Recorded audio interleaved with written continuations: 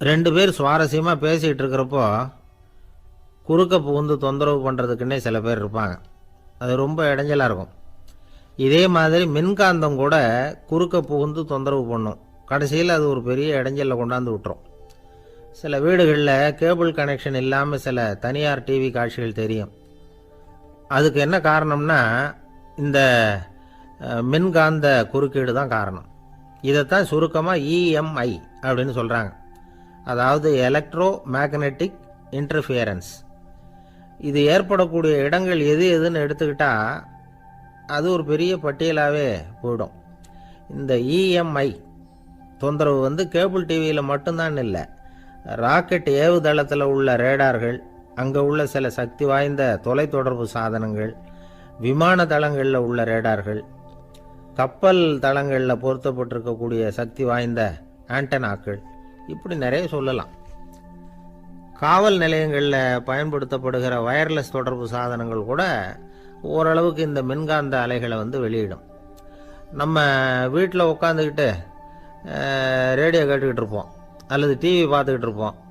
அந்த சமயத்தில் பக்கத்து தெருவில் ஒரு மோட்டார் சைக்கிள் அல்லது காரு, குறிப்பாக பெட்ரோல் இன்ஜின், அது போகிறப்போ அதில் உள்ள மின்காந்த மின்கலத்தில் அதாவது மேக்னெட்டோ பேட்டரியிலிருந்து வெளிப்படுகிற மின்காந்த அலை இங்கே டிவியிலையும் ரேடியோவிலையும் கரகரப்பை உண்டு பண்ணும். சரி, இது பெருசாக என்ன இடைஞ்சலை உண்டு பண்ணிட போகுது அப்படின்னு நாம் அலட்சியமாக நினைக்கலாம். வயசானவங்களுக்கு மறதி நோயின்னு ஒன்று வரும்ல, அல்ஷமீர், அதாவது மூளையில் உள்ள செல்கள் செயலிழந்து போயிடுறது. அது செய்ய வேண்டிய வேலையை மறந்துடும். மனைவியே எதிரில் நின்னா கூட உன்னை எங்கேயோ பார்த்தது மாதிரி தெரியுதே அப்படின்னு சொல்லிட்டு இருப்பாங்க. அப்படி ஒரு மறதி. இந்த விசித்திரமான நோய்க்கு இதுவரைக்கும் மருந்தே இல்லைன்னு வேற சொல்கிறாங்க. இந்த மைக்ரோ ஓவன் அப்படின்னு சொல்லக்கூடிய சமையல் அடுப்புகள் கூட மின்காந்த அலைகளை வெளியிடுது. சமயத்தில் சில தொழிற்சாலைகளில் கூட பெரிய விபத்துக்களை இந்த இஎம்ஐ உண்டு பண்ணிவிடும். இதை பற்றி தீவிரமாக சிந்திக்க ஆரம்பித்ததே ஒரு விபத்துக்கு பிறகு தான். அமெரிக்காவுக்கும் வியட்நாமுக்கும் இடையில் போர் நடந்தது. அந்த சமயம் அமெரிக்காவுக்கு சொந்தமான விமானம் தாங்கி கப்பல் ஒன்று வியட்நாமை தாக்கிறதுக்கு தயாராக ஏவுகணைகளோட கடலில் நிறுத்தி வைக்கப்பட்டிருந்தது. தற்செயலாக அந்த பகுதியில் கப்பல் தொலைத்தொடர்பு பகுதிக்கு அருகில் ஊடுருவிய இந்த சக்தி வாய்ந்த ரேடியோ அலைகள் ஏவுகணையில் இருந்த மின்னணு சர்க்கியூட்டை பூர்த்தி செஞ்சு வச்சுட்டுது. அவ்வளவுதான், ஏவுகணை அங்கேயே வெடித்து சிதறி போச்சு. 130 பேர் அந்த இடத்துலையே உடல் கருகி செத்து போட்டாங்க. ஏகப்பட்ட பொருள்கள் நாசம். இந்த விபத்துக்கான காரணம் என்னங்கிறத உடனடியாக யாராலையும் கண்டுபிடிக்க முடியல. ரொம்பவும் கடுமையாக முயற்சி பண்ணி கடைசியாக கண்டுபிடிச்சாங்க. இது இந்த இஎம்ஐ வேலை தான் அப்படின்னு. மின்னணு தொலைபேசிகள் இருக்க, இதில் பேசும்பொழுது நம்ம காதை அதாவது செவியை ஊடுருவக்கூடிய மின்காந்த அலையானது மூளைக்கு போய் அங்கே மூளை கட்டிகளை உருவாக்க ஊக்கம் கொடுக்குது அப்படின்னு வேற கண்டுபிடிச்சிருக்கிறாங்க. இந்த இஎம்ஐ ரொம்ப குறைஞ்ச மின்காந்த அழுத்தத்தில் நமக்கு எந்த பாதிப்பையும் ஏற்படுத்துறதில்லை. மின்காந்த அலைகள் அழுத்தத்தோடு இருக்கிற இடங்களில் ரொம்ப நேரம் இருந்தோம்னா நம்ம உடம்பின் வெப்பநிலை 2 டிகிரி செல்சியஸ் வரைக்கும் அதிகரிக்குதான். அதனால் வெப்பநிலையை சீராக்கிறதுக்கு இதய துடிப்பும் அதிகரிக்குது. இப்படிலாம் கண்டுபிடிச்சிருக்கிறாங்க. இப்போல்லாம் இந்த மின்காந்த குறுக்கீடுகளை தடுக்கிறது எப்படி அப்படின்னு விஞ்ஞானிகள் யோசனை செய்ய ஆரம்பிச்சிருக்கிறாங்க. இந்த விஷயத்தில் அலட்சியமாக இருந்தோம்னா எதிர்காலத்தில் நிறைய பேருக்கு இந்த ஞாபக மறதி நோய் வந்துடும். அப்புறம் அது ரொம்ப கஷ்டமாக போயிடும். ஒரு குடும்ப தலைவர் தன் மனைவியை பார்த்து, யார் நீ, உன்னை எங்கேயோ பார்த்தது மாதிரி இருக்குதே அப்படின்னு சொல்லிகிட்டு இருந்தார். உடனடியாக அவரை போய் பார்த்தேன். வாங்க டாக்டர்கிட்ட போகலாம் அப்படின்னு. அவர் என்னை தனியாக அழைச்சிட்டு போய் காதோட காதாக மெதுவாக சொல்கிறார், இதை பார்ப்பா, என் கையில் பணம் இல்லாத போகலாம் அப்படி மறதி நோய் வந்துட்டது மாதிரி நடிச்சுக்கிட்டு இருப்பேன், அவ்வளவுதான், அதை நீ கண்டுக்காத அப்படின்னார். ஒருத்தர் வேகமாக நடந்து போகிறார். கடத்தெருவில் ஒரு ஸ்வீட்டு கடையை பார்க்குறார். உடனே சடன் பிரேக் போட்டது மாதிரி நிற்கிறார். ஒரு ஸ்வீட் வாங்கி சாப்பிட்லாமேன்னு மனசு சொல்லுது. டாக்டர் வேணாம்னு சொல்லியிருக்கிறார், உடம்புக்கு ஒத்துக்காது, அதனால் அது வேணாம்னு சொல்லுது அறிவு. இவர் மனசு சொல்கிறத கேட்கல, அறிவு சொல்கிறபடி கேட்குறார். அதனால் மறுபடியும் வேகமாக அங்கேருந்து நடந்து போயிடுறார். அவர் நல்ல மனுஷன். மனுஷனுக்கு அறிவும் இருக்குது, உணர்ச்சியும் இருக்குது. எதுக்கு எடுத்தாலும் உணர்ச்சி வசப்பட்டுக்கிட்டு இருக்கக்கூடாது, அறிவு வசத்தில் நாம் இருக்கணும். அப்போ தான் நாம் நல்லபடியாக வாழ முடியும். இல்லைன்னா அவஸ்தை தான். மகாபாரதத்தில் சந்தனுன்னு சொல்லி ஒரு அரசன் வர்றான். அவன் ஒரு சமயம் அறிவு வசப்படாமல் உணர்ச்சி வசப்படுறான். அதாவது ஒரு நாள் கங்கை கரையில் ஒரு அழகான பொண்ணை பார்க்குறான். இவனுடைய மனசு அவகிட்ட போயிடுது. அவளை கல்யாணம் பண்ணிக்கிறதுக்கு ஆசைப்படுறான். அந்த பொண்ணு சரின்னு சம்மதிக்கிறா. ஆனால் ஒரு நிபந்தனை போடுறா. அந்த நிபந்தனைக்கு சம்மதம்னு சொன்னாதான் உன்னை கல்யாணம் பண்ணிக்குவேன்னு சொல்கிறா. சரி, அவள் போட்ட நிபந்தனை என்ன தெரியுமா? இது மாதிரி நான் உங்கள் மனசு புண்படுற மாதிரி எந்த காரியம் பண்ணாலும் நீங்கள் என்னை ஏன்னு கேட்கக்கூடாது. நான் செய்கிற காரியத்தை தடுக்கவும் கூடாது. அப்படி நீங்கள் செஞ்சால் அடுத்த கணமே நான் உங்களை பிரிஞ்சு போயிடுவேன். இதுதான் அந்த பொண்ணு போட்ட நிபந்தனை. சந்தன அரசன் இந்த நிபந்தனையை ஒத்துக்கலாமா? இதை அறிவுபூர்வமாக யோசிச்சிருந்தா இதுக்கு கட்டுப்பட்டுக்க மாட்டான். இந்த நிபந்தனைக்கு நான் சம்மதிக்க மாட்டேன்னு தான் சொல்லியிருக்கணும். ஆனால் அவன் அந்த நேரத்தில் உணர்ச்சி வசத்தில் இருந்தான். அதனால் நீ என்ன சொன்னாலும் சரின்னு ஒத்துக்கிட்டான். அவளை கல்யாணம் பண்ணிக்கிட்டான். இதனால் என்ன ஆச்சு? 7 பச்சை இளம் குழந்தைகளை பிறந்த உடனே அவள் கங்கையில் தூக்கி எறிஞ்சி கொல்லக்கூடிய கோர காட்சியை இவன் ஒன்று பின்னாடி ஒன்றா பார்க்க வேண்டியதாக போச்சு. கடைசியில் 8வது குழந்தை பிறந்ததுன்னு தான் அவனுடைய அறிவு மேலோங்குது. அந்த கொடிய செயலை தடுத்து நிறுத்துறான். அந்த 8வது குழந்தை தான் பின்னாடி பீஷ்மர் ஆகிறார். ஒரு பக்தி பிரசங்கத்தில் ஒரு பேச்சாளர் இந்த விஷயத்தை சொல்லிவிட்டு இன்னொரு விஷயமும் சொன்னார். அது என்னன்னா, சந்தனு மன்னன் அறிவுக்கும் உணர்ச்சிக்கு நடுவில் அகப்பட்டு தவிச்சதுனால அவன் வம்சத்தில் வந்த கௌரவர்கள் உணர்ச்சி வசப்பட்டாங்க, பாண்டவர்கள் அறிவு வசப்பட்டாங்க அப்படின்னு சொன்னார். மனுஷனுக்கு உணர்ச்சியை விட அறிவு மேலோங்கி இருக்கணுங்கிறது சரிதான். ஆனால் அந்த அறிவை எப்படி உபயோகப்படுத்துகிறோங்கிறது முக்கியம். ஒருத்தர் சொன்னார், சார் இன்னைக்கு கோயம்புத்தூரில் ஒரு கல்யாணம், அதுக்கு நான் போக முடியலேன்னு நினைக்கும் பொழுது மனசுக்கு ரொம்ப வருத்தமாக இருக்குது சார் அப்படின்னார். ரொம்ப உணர்ச்சி வசப்பட்டார். அதுக்காக கவலைப்படாதீங்க சார், ஒரு வாழ்த்து தந்தி கொடுத்துருங்களேன் அப்படின்னார் இன்னொருத்தர். அது எப்படி சார் முடியும்னார் அவர். நான் தானே சார் கல்யாண மாப்பிள்ளை அப்படிங்கிறார் அந்த ஆள். ஒரு ஆளை அடையாளம் கண்டுபிடிக்கணும்னா அதுக்கு சுலபமான வழி என்ன? முகத்தை பார்த்து கண்டுபிடிக்கிறது தான். ஆனால் மனுஷன் தப்பு பண்ண ஆரம்பிக்கும் பொழுது அவனை கண்டுபிடிக்கிறதுக்கு வேறு வழிகளை தான் கையாள வேண்டியிருக்கு. கைரேகை அதுக்கு ரொம்ப உபயோகப்படுது. கைரேகைகள் ஒருத்தருக்கு இருக்கிறது மாதிரி இன்னொருத்தருக்கு இருக்கிறது இல்லை. பல் வரிசையும் அப்படி தான். ஏமாத்துறவங்க அதிகமாக போனால் இருக்கிறவங்க எச்சரிக்கையாக இருக்க வேண்டியிருக்குது. பயோமெட்ரிக்ஸ் அப்படிங்கிறது ஒரு பெரிய தொழில்நுட்பம். இதை உபயோகப்படுத்தி சில பாதுகாப்பு உத்திகளை எல்லாம் உருவாக்கி இருக்கிறாங்க அமெரிக்காவில். வீட்டுக்கு சொந்தக்காரர் குரல் கொடுத்தா கதவு திறக்கும், அல்லது அவர் கை வச்சா கதவு திறக்கும். மற்றவங்க யார் என்ன பண்ணாலும் கதவு திறக்காது. இது ஒரு முறை. அவரோட குரல் அல்லது கைரேகை ஒரு எலக்ட்ரானிக் சாதனத்தில் ஏற்கனவே பதிவு பண்ணப்பட்டிருக்கும். இவர் குரல் கொடுக்குறப்போ அல்லது கையை வைக்கிறப்போ அதை ஒப்பிட்டு பார்த்து சரியாக இருந்தால் கதவு திறக்கிறது மாதிரி ஒரு ஏற்பாடு. இதே மாதிரி ஒருத்தரோட விழித்திரையில் உள்ள இரத்த குழாய் அமைப்பு பாருங்க, அது கூட ஒருத்தருக்கு இருக்கிறது மாதிரி இன்னொருத்தருக்கு இருக்கிறது இல்லை. அதனால் அதை வச்சு அடையாளம் கண்டுபிடிக்கக்கூடிய சாதனங்களும் இப்போ பழக்கத்துக்கு வந்தாச்சு. கைரேகையை ஒப்பிடுற சாதனத்தை விட விழித்திரை இரத்த குழாய் அமைப்பை அடையாளம் காணுற சாதனம் இருக்கு பாருங்க, இது ரொம்ப நுட்பமானது.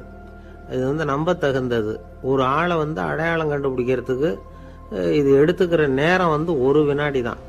ஒரு கருவி இருக்கும், அதில் உள்ள ஒரு சிறு துளையில் கண்ணை வச்சு பார்க்கணும்.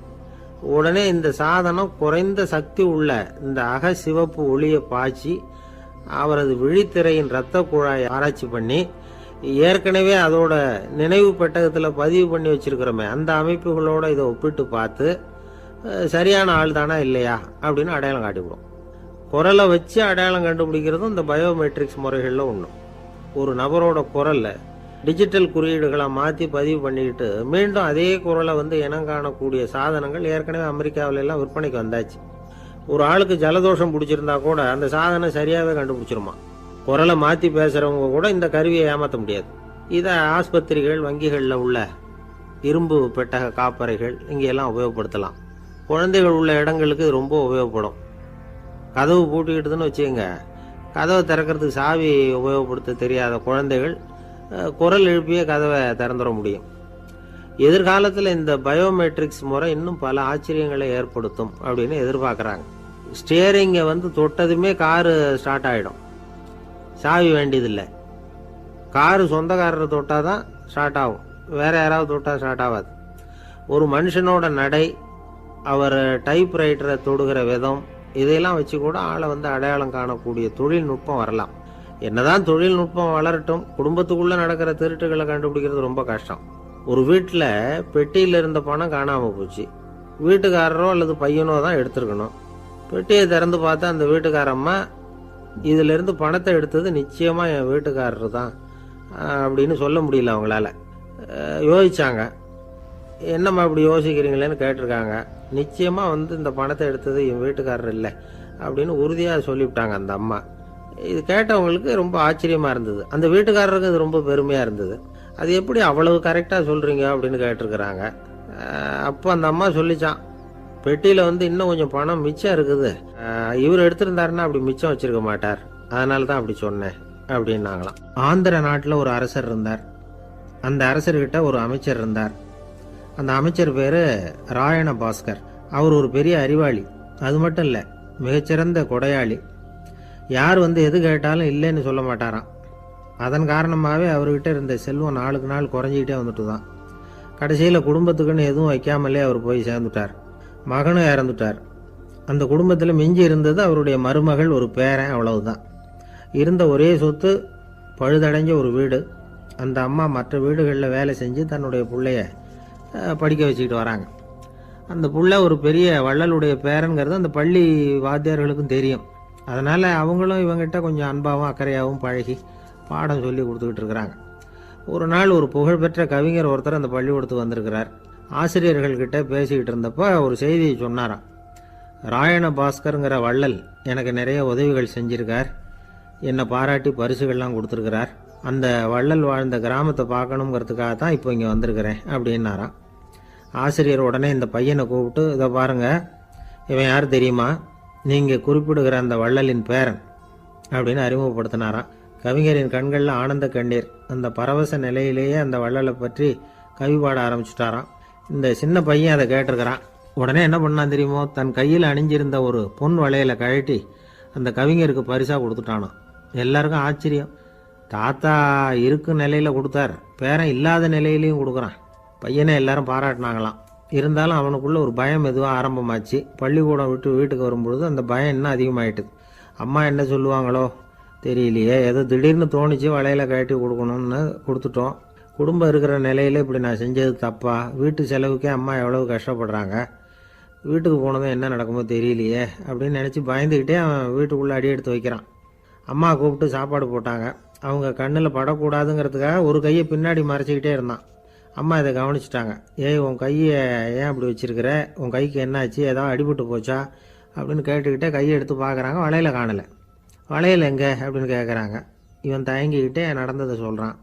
அது கேட்டதும் அந்த அம்மாவோட முகம் கோபத்தால் சவுந்து போச்சான். முட்டாளே, என்ன காரியம் பண்ண அப்படின்னு கன்னத்தில் அரைஞ்சிட்டாங்களாம். அம்மா, என்னை அடிக்காத, ஏதோ தெரியாமல் தப்பு பண்ணிட்டேன் அப்படின்ட்டுருக்கான். மகனே, வளையலை கொடுத்ததுக்காக நான் உன்னை அடிக்கலை அப்படிங்க, பின்ன எதுக்கு அடித்தேன்னு கேட்டிருக்கான். உன் பாட்டனார் ஒரு பெரிய வள்ளல், அவர் எதையும் பாதி வேலையை செய்யறதில்ல, அவருடைய பேரை நீ அரைகுறை வேலை செஞ்சுட்டு வந்திருக்கிற அப்படின்னாங்களாம். என்னம்மா சொல்கிறேன்ருக்கான். நீ ஒரே ஒரு வளையலை மட்டும்தானே கழட்டி கொடுத்துருக்குற, கொடுக்கறதா இருந்தால் ரெண்டையும் சேர்த்துல கொடுத்துருக்கணும், அதுதானே உங்கள் தாத்தாவுக்கு பெருமை அப்படின்னாங்களாம். அம்மா, தெரியாமல் செஞ்சுட்டேன், உங்கள்கிட்டையும் அரை வாங்கிட்டேன் அப்படி இப்படின்னு அவன் சொல்லியிருக்கிறான். இப்போ அம்மா கொஞ்சம் இருங்க, அந்த கவிஞர் இன்னைக்கு நம்ம ஊரில் தான் தங்கியிருப்பார், நாளைக்கு காலையில் தான் அவர் எங்கே இருக்காருன்னு விசாரித்து இன்னொரு வளையலையும் கொடுத்துட்றேன் அப்படின்ட்டுருக்கான். மகனே, நல்ல செயல்களையெல்லாம் நாளைக்குன்னு ஒத்தி போடாத, நாளைக்கு என்ன நடக்குங்கிறது யாருக்கு தெரியும், இப்போவே போ, எங்கே இருக்காருன்னு பாரு அப்படின்ட்டுருக்காங்க. மகன் புறப்பட்டான். பள்ளி ஆசிரியர்கிட்ட போய் கேட்டானான் அந்த கவிஞர் எங்கே இருக்காருன்னு. அவர் சொன்னாராம். உடனே போய் அவர் இருக்கிற இடத்துல கதவை தட்டியிருக்கான். ராத்திரி நேரத்தில் இவனை கண்டதும் அவருக்கு ரொம்ப ஆச்சரியம். இவன் இன்னொரு கை வளையலையும் எடுத்து நீட்டியிருக்கான். அவர் திகைச்சு போய் நிற்கிறார். அவரால் என்ன பண்ணுறதுன்னே தெரியல. ஆனந்த கண்ணீர். இது பெரியவர்கள் கூற கேட்ட ஒரு வரலாறு. இன்னைக்கு இப்படிப்பட்டவங்களை பார்க்க முடியுமா? வறுமை வள்ளல் தன்மையை ஒன்றும் செய்து விடாதுங்கிறதுக்கு இது ஒரு உதாரணம். ஒருத்தன் இன்னொருத்தனை பார்த்து கேட்டானா, எங்கள் தாத்தா உங்கள் தாத்தாவுக்கு 100 ரூபா கடன் கொடுத்துருக்கிறார், அதை எப்போ திருப்பி கொடுக்க போகிறேன்னு. கவலைப்படாத, எங்கள் பேரன் அதை உங்கள் பேரன்ட்ட திருப்பி கொடுத்துருவான் அப்படின்னு நானான் அவன். ஒரு ஊரில் ஒரு மன்னர் இருந்தார். புத்தி கூர்மை உள்ள ஒரு மன்னர். பொதுவாக மன்னர்களுக்கு சந்தேகம் வந்தால் சபையில் உள்ள சான்றோர்கள்கிட்ட கேட்டு தெரிஞ்சுக்கிறது தானே வழக்கம். ஆனால் இங்கே அப்படி இல்லை. மற்றவங்களுக்கு சந்தேகம் வந்தால் மன்னர்கிட்ட கேட்டு தெரிஞ்சுக்குவாங்க. அது மாதிரி கேட்டு தெரிஞ்சுக்கிறதுக்காக ஒரு பெரியவர் ஒரு நாள் வந்தார். அவர் கையில் 3 பொம்மைகள் வச்சுருந்தார். 3 ஒரே மாதிரி பொம்மைகள், கொஞ்சம் கூட வித்தியாசம் தெரியல. ஏது இந்த பொம்மைன்னு கேட்டார் மன்னர். எனக்கு வேண்டியப்பட்ட ஒருத்தங்கிட்ட இருந்து இதை வாங்கிட்டு வந்திருக்கிறேன். நான் தான் அவன்கிட்ட இந்த பொம்மையை செஞ்சு கொடுக்கும்படியா கேட்டுக்கிட்டேன்.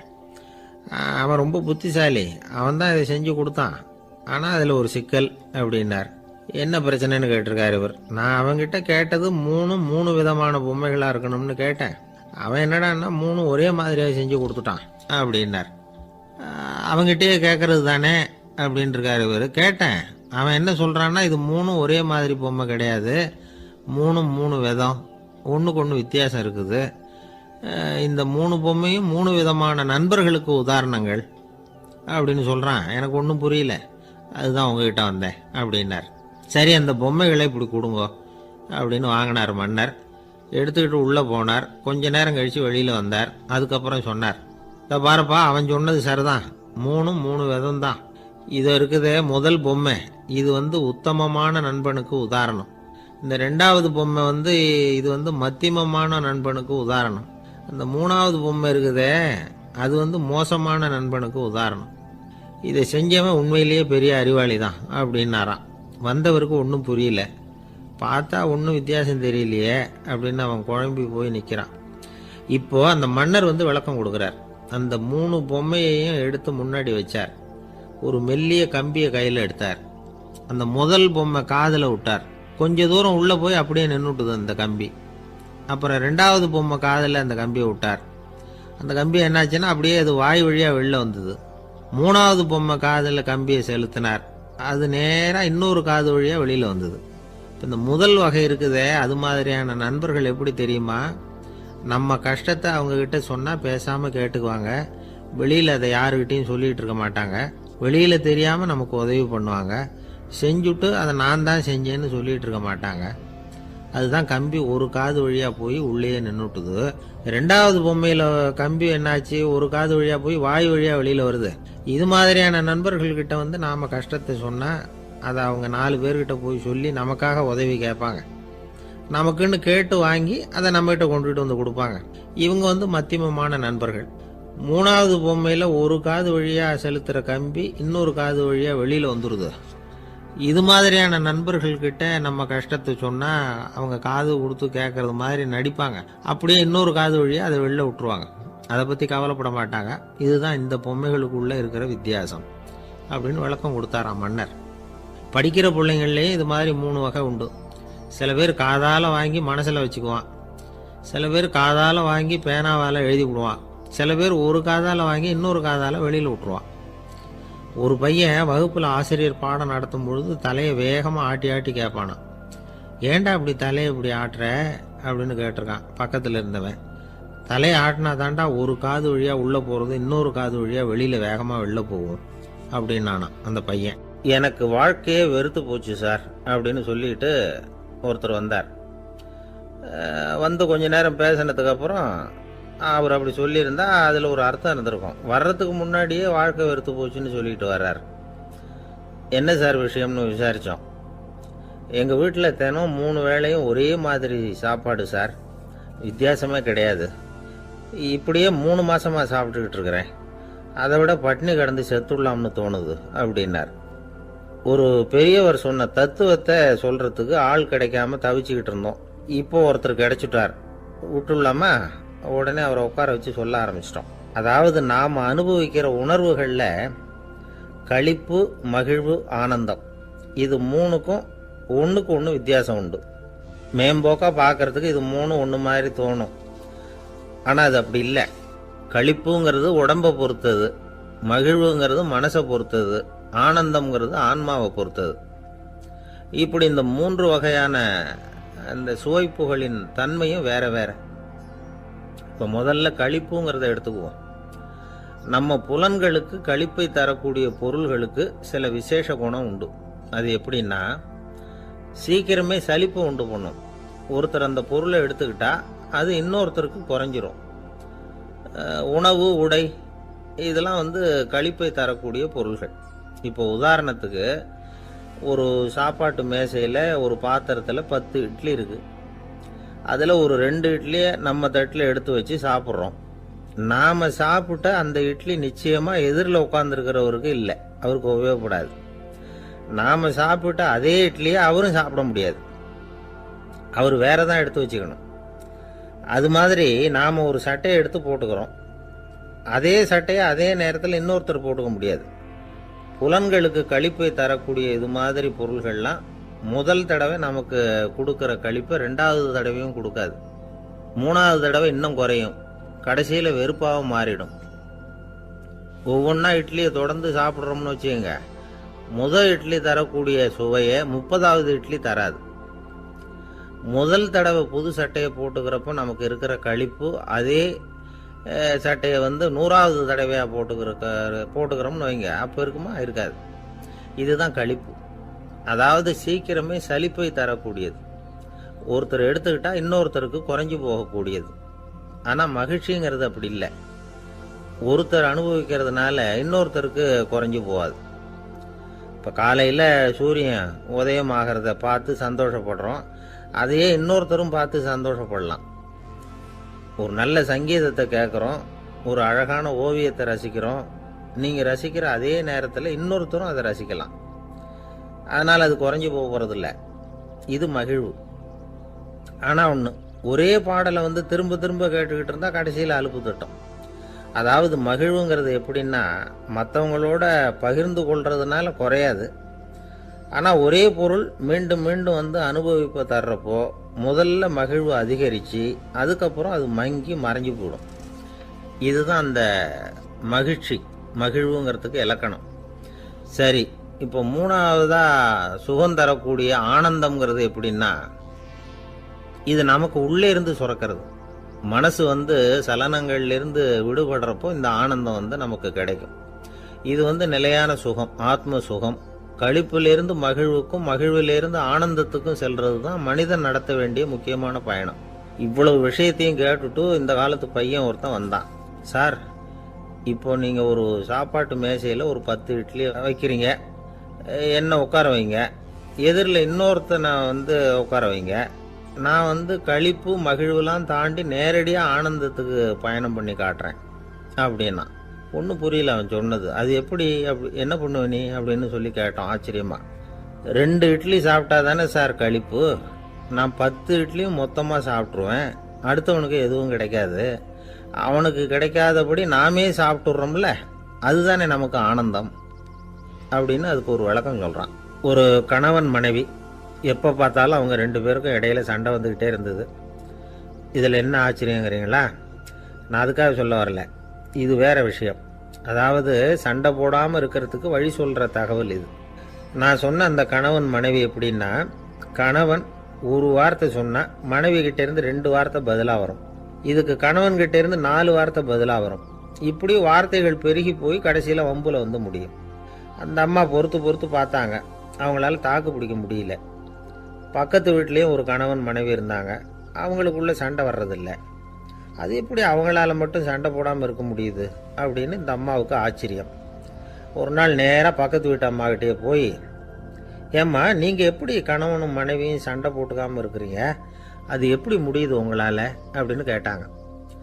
அதுக்குன்னு ஒரு மருந்து இருக்குது, அதை சாப்பிட்டா சண்டை வராது அப்படின்னாங்க அவங்க. சரிங்க, அந்த மருந்தை அவர் சாப்பிட மாட்டேன்னு சொல்லிட்டா என்ன பண்ணுறது அப்படின்னு கேட்டிருக்கிறாங்க இவங்க. அந்த மருந்து அவருக்கு இல்லைம்மா, உனக்கு தான் அப்படின்னாங்களாம் அவங்க. அப்படியா, அப்படின்னா கொடுங்க, ரொம்ப நல்லதாக போச்சு, அதை எப்படி சாப்பிட்றதுங்கிற விவரத்தையும் சொல்லுங்கள், எங்கே அது கிடைக்குங்கிறதையும் சொல்லுங்கள், வாங்கிக்கிறேன் அப்படின்னு கேட்டாங்களாம் இவங்க. வேறு எங்கேயும் போய் வாங்க வேண்டாம், என்கிட்டே இருக்க அந்த மருந்து, அதில் கொஞ்சம் தர்றேன், வாங்கி வச்சுக்க. உன் வீட்டுக்காரர் உன்னோட சண்டையை ஆரம்பிக்கிறப்போலாம் நீ இந்த மருந்தில் 1 ounce வாயில் ஊற்றிக்கணும், அதை உடனே குடிச்சிடக்கூடாது, ஒரு 5 நிமிஷமாவது அது வாயில் இருக்கணும், அதுக்கப்புறம் குடிச்சிடலாம் அப்படின்னு சொல்லி ஒரு பாட்டில் மருந்தை அந்த அம்மா கிட்ட கொடுத்து அனுப்புனாங்களாம். மருந்தை எடுத்துக்கிட்டு இந்த அம்மா வீட்டுக்கு வந்திருக்கிறாங்க. வீடு பூட்டி இருந்ததுனால கணவன் வாசல்லையே காத்துக்கிட்டு இருக்கிறான். மனைவியை கண்டதும் சண்டை போட ஆரம்பிச்சிட்டான். வீட்டை பூட்டிவிட்டு எங்கே போய் தொலைஞ்ச, எவ்வளவு நேரமாக ஒரு மனுஷன் வாசல்லையே காத்துட்டு கிடக்கிறது அப்படி இப்படின்னு கத்த ஆரம்பிச்சிட்டான். மனைவி இதுக்கு பதிலே சொல்லலை. அந்த அம்மா பேசாமல் வீட்டை திறந்தாங்க, சமையல் அறைக்குள்ளே போனாங்க. ஒரு அவுன்ஸ் மருந்தை வாயில் ஊற்றிக்கிட்டாங்க. அன்னைக்கு சண்டை மேற்கொண்டு வளரவே இல்லை, நின்றுட்டுது. மருந்து பரவாயில்லை. அதுக்கப்புறம் பல சந்தர்ப்பங்களில் சண்டை வரும் போல் இருக்கிற போலாம் இந்த மருந்து அதை நிறுத்தியிருக்கு. பிரமாதமான மருந்தாக இருக்குது இதை கொஞ்சம் அதிகமாகவே வாங்கி வீட்டில் வச்சுக்க வேண்டியது தான் அப்படின்னு முடிவு பண்ணிட்டு இந்த அம்மா மறுபடியும் பக்கத்து வீட்டு அம்மாக்கிட்ட போனாங்க. எவ்வளவு விலையானாலும் சரி, நான் காசு கொடுத்து வாங்கி வச்சுக்கிறேன், எந்த கடையில் இருக்குது இந்த மருந்து சொல்லுங்க அப்படின்னு கேட்டாங்க. இந்த மருந்துக்கு விலையே கிடையாதுங்க, இலவசமாகவே கிடைக்கும்னாங்களாம் அவங்க. அது எப்படி விலை இல்லாமல் இதை விற்க முடியுது அப்படின்னு கேட்டாங்களாம் இவங்க. அது மருந்தாக இருந்தால் தானே விலை வைக்கிறதுக்கு, அது வெறும் தண்ணி தானே அப்படின்னாங்களாம். வெறும் தண்ணியாக சண்டையை நிறுத்துது அப்படின்ட்டு இருக்காங்க இவங்க. அது சண்டையை நிறுத்தலை, உன்னோட மௌனம் தான் சண்டையை நிறுத்துது. நீ வாயில் தண்ணியை வச்சுக்கிறதுனால எதிர்த்து பேசுறதில்ல, அதனால் உன்னுடைய கணவர் கோபம் சாந்தமாயிடுது அப்படின்னாங்களாம் அவங்க. இந்த கதையிலேருந்து சண்டையை நிறுத்துகிற மருந்து எதுன்னு தெரிஞ்சுக்கிட்டோம் இல்லையா. ஒருத்தர் என்ன பண்ணார், பாட்டிலில் தண்ணியை ஊற்றி வச்சுக்கிட்டு அவர்கிட்ட வர்றவங்களுக்கெல்லாம் இதை சிபாரிசு பண்ணலாம்னு நினச்சிக்கிட்டு உட்காந்துருந்தார். ஒரு அம்மா வந்தாங்க. இதை கேட்டுவிட்டு இதையே ஒரு மருந்து மாதிரி கொடுக்கலாம்ங்கிறது அவர் முடிவு. அதனால் பாட்டிலில் தண்ணி அடைச்சி வச்சுக்கிட்டு அதில் கலருக்காக என்னத்தையோ ஒரு ஜீரகம் அது மாதிரி எதையாவது கலந்து வச்சுக்கிட்டு ஒரு மருந்து மாதிரி ஒரு பாவனையில் வச்சுக்கிட்டு உட்காந்துருக்கார். யாராவது வீட்டில் சண்டைன்னா என்கிட்ட வாங்க மருந்து தரேன்னு.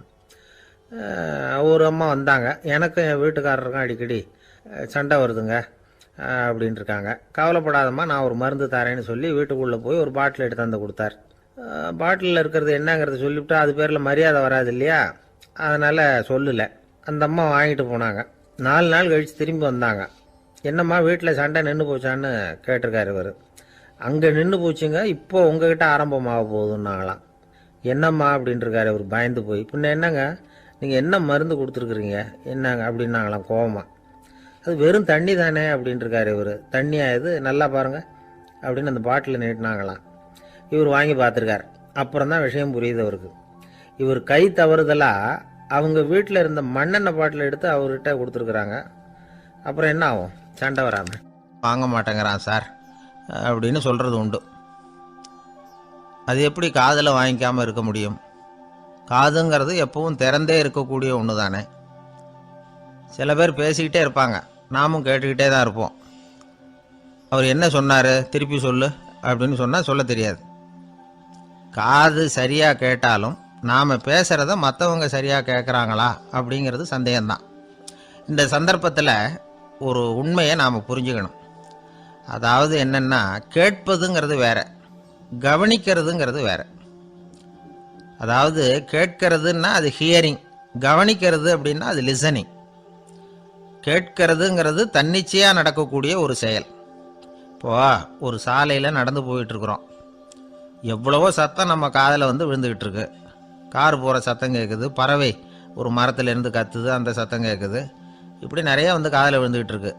ஆனால் கவனிக்கிறதுங்கிறது எப்படின்னா, நம்ம முழு மனசை செலுத்தி உன்னிப்பாக கேட்கறது. எத்தனையோ சத்தத்துக்கு நடுவில் தன்னுடைய குழந்தை அழற சத்தத்தை தாய் தெரிஞ்சிக்க முடியுது இல்லையா, அது மாதிரி. விவரம் தெரிஞ்சவங்கலாம் என்ன சொல்கிறாங்கன்னா, கவனித்தல் அதாவது லிசனிங் அப்படிங்கிற செயலில் 3 அம்சங்கள் இருக்கிறதாக சொல்கிறாங்க. அது என்ன 3 அம்சங்கள் அப்படின்னா, முதல்ல காதால் கேட்கறது, இது முதல் அம்சம். ரெண்டாவது என்னன்னா கேட்டதை புரிஞ்சுக்கிறது. மூணாவது என்னன்னா என்ன புரிஞ்சுக்கிட்டோங்கிறத தெரிவிக்கிறது, ஃபீட்பேக் அப்படின்னு சொல்கிற மாதிரி. ஒரு ஆசிரியர் வகுப்பில் பாடம் நடத்திக்கிட்டு இருக்கிறார். வெறுமனே கேட்குற குழந்தை ஒரு காதால் வாங்கி இன்னொரு காதால் விட்டுடும். அதாவது கேட்குற குழந்தை அப்படி செய்யும். ஆனால் கவனிக்கிற குழந்தை கேட்டதை புரிஞ்சுக்கும். என்ன புரிஞ்சுக்கிட்டேன்னு கேட்டால் பதில் சொல்லும். இதுதான் கேட்கறதுக்கும் கவனிக்கிறதுக்கும் உள்ள வித்தியாசம். ஒரு புள்ளி விவர கணக்கு என்ன சொல்லுது தெரியுமா? ஒரு மனிதன் எழுதுறது மூலமாக 6% அறிவை பெருக்கிக்கிறானா, எழுதுறது மூலமாக. படிக்கிறது மூலமாக 19% அறிவை பெருக்கிக்கிறானா, பேசுறது மூலமாக 30% அறிவை பெருக்கி கொள்ளுகிறான் அப்படின்னு சொல்கிறாங்க. ஆனால் பாருங்கள், கவனிக்கிறது மூலமாக 45% அறிவை பெருக்கி கொள்ளுகிறான் அப்படிங்கிறது புள்ளி விவரம். அதனால் கற்றலின் கேட்டல் நன்று அப்படின்னு சொல்கிறாங்க இல்லையா, அது இதுதான். அதனால் கவனிக்கிறது மூலமாக அதிக அறிவை நாம் பெருக்கி கொள்ள முடியும். கேள்வி ஞானம்தான் ரொம்ப சிறந்தது அப்படிங்கிறார் வள்ளுவர். அதாவது கவனித்து கேட்கணும், அதுதான் முக்கியம். இப்போ மற்றவங்க சொல்கிறத நல்லா கவனிக்க முடியாதபடிக்கு நாமே சில தடைகளை ஏற்படுத்திக்கிறோம், அல்லது நம்ம அறியாமலே அப்படி ஒரு தடை உண்டாயிடுது. அந்த தடைகளை தாண்டணும் அல்லது தகர்த்து எறியணும் அப்படிங்கிறது பெரியவர்கள் சொல்லுகிற யோசனை. அது என்ன தடைகள் அப்படின்னா, நமக்கு தெரியாத இவர் என்ன சொல்லிட போகிறார் அப்படிங்கிற நினப்பு, இது ஒரு தடை. சொல்லி முடிக்கிறதுக்கு முன்னாடியே குறுக்க பேசுறது, மனசை அங்கேயும் இங்கேயும் அலையிறது, இதெல்லாம் தான் தடைகள். ஆசிரியர் பாடம் நடத்துகிறார் அப்படின்னா மாணவர்கள் அக்கறையாக கவனிக்கணும், அப்போ தான் பரீட்சையில் பாஸ் ஆக முடியும். வீட்டுக்குள்ள கணவன் சொல்கிறத மனைவி கவனித்து கேட்கணும், மனைவி சொல்கிறத கணவன் கவனித்து கேட்கணும், இல்லைன்னா குழப்பமாயிடும். ஒரு அம்மா கோயிலுக்கு போனாங்க, சேலையில் ஒரு முடிச்சு போட்டிருந்தாங்க. எதுக்கு சேலையில் முடிச்சு போட்டு வச்சுருக்குறீங்க அப்படின்னு கேட்டாங்க. எங்கள் வீட்டுக்காரர் ஒரு கடிதத்தை மறக்காமல் தபால் போட்டியில் போட்டுடணும்னு சொன்னார், ஞாபகத்துக்காக முடிச்சு போட்டு வச்சுருக்கிறேன் அப்படின்னாங்க. கடிதத்தை பெட்டியில் போட்டுவிட்டீங்களா அப்படின்னு கேட்டாங்க. அது எப்படிங்க முடியும், அவர் கடிதத்தை என்கிட்ட கொடுக்க மறந்துட்டாரே அப்படின்னாங்களாம். அதனால் மறக்கப்படாதுன்னு நினச்சிக்கிட்டே மறந்து விடுறது, இப்படி ஒரு வாழ்க்கை. அதனால் வாழ்க்கையில் நமக்கு இருக்கிறது செவிச்செல்வம் ரொம்ப முக்கியமானது. நிறைய கேட்கணும், சொல்கிறத விட கேட்கணும், கேட்கிறத விட முக்கியம் கவனிக்கிறது. அப்படி கவனிக்கிறது மூலமாக நம்முடைய வாழ்க்கையில் வெற்றி பெறணும். அங்கே நபிகள் நாயகம் உட்கார்ந்துருக்கிறார். அந்த சமயம் அம்மா அங்கே வர்றாங்க. அவங்க கையில் திராட்சை பழ கொத்து, அதை கொண்டுக்கிட்டு வந்து நபிகள்கிட்ட கொடுக்குறாங்க. சாப்பிடுங்க அப்படின்னு சொல்லி ரொம்ப அன்பாக வேண்டிக்கிறாங்க. நபிகள் நாயகமும் ரொம்ப பிரியமாக அதை வாங்கிக்கிட்டார். அதுக்கப்புறம் அதை சாப்பிட ஆரம்பித்தார். நபிகள் நாயகம் மதீனாவில் தங்கியிருந்தப்போ இது மாதிரி நிறைய பேர் பழங்களையும் தின்பண்டங்களையும் கொண்டுகிட்டு வந்து கொடுக்கறது வழக்கம். நபிகள் நாயகம் என்ன பண்ணுவார்னா, அதெல்லாம் வாங்குவார்.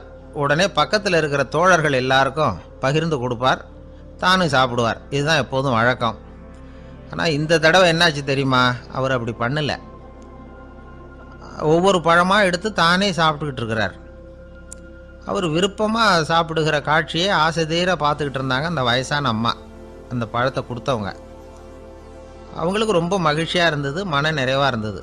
நாம் ஆசையாக கொண்டுகிட்டு வந்து கொடுக்குற பழத்தை நபிகள் நாயகம் இவ்வளோ பிரியமாக சாப்பிட்றாரே அப்படின்னு நினச்சி ரொம்ப சந்தோஷப்பட்டாங்க. அதுக்கப்புறம் அங்கேருந்து அவங்க புறப்பட்டு போயிட்டாங்க. அந்த அம்மா போனதுக்கப்புறம் பக்கத்தில் இருந்த தோழர்கள் பேச ஆரம்பித்தாங்க. ஏன்னா அவங்களுக்கு சந்தேகம், இன்றைக்கி வித்தியாசமாக நடந்துக்கிட்டாரே அப்படின்னு.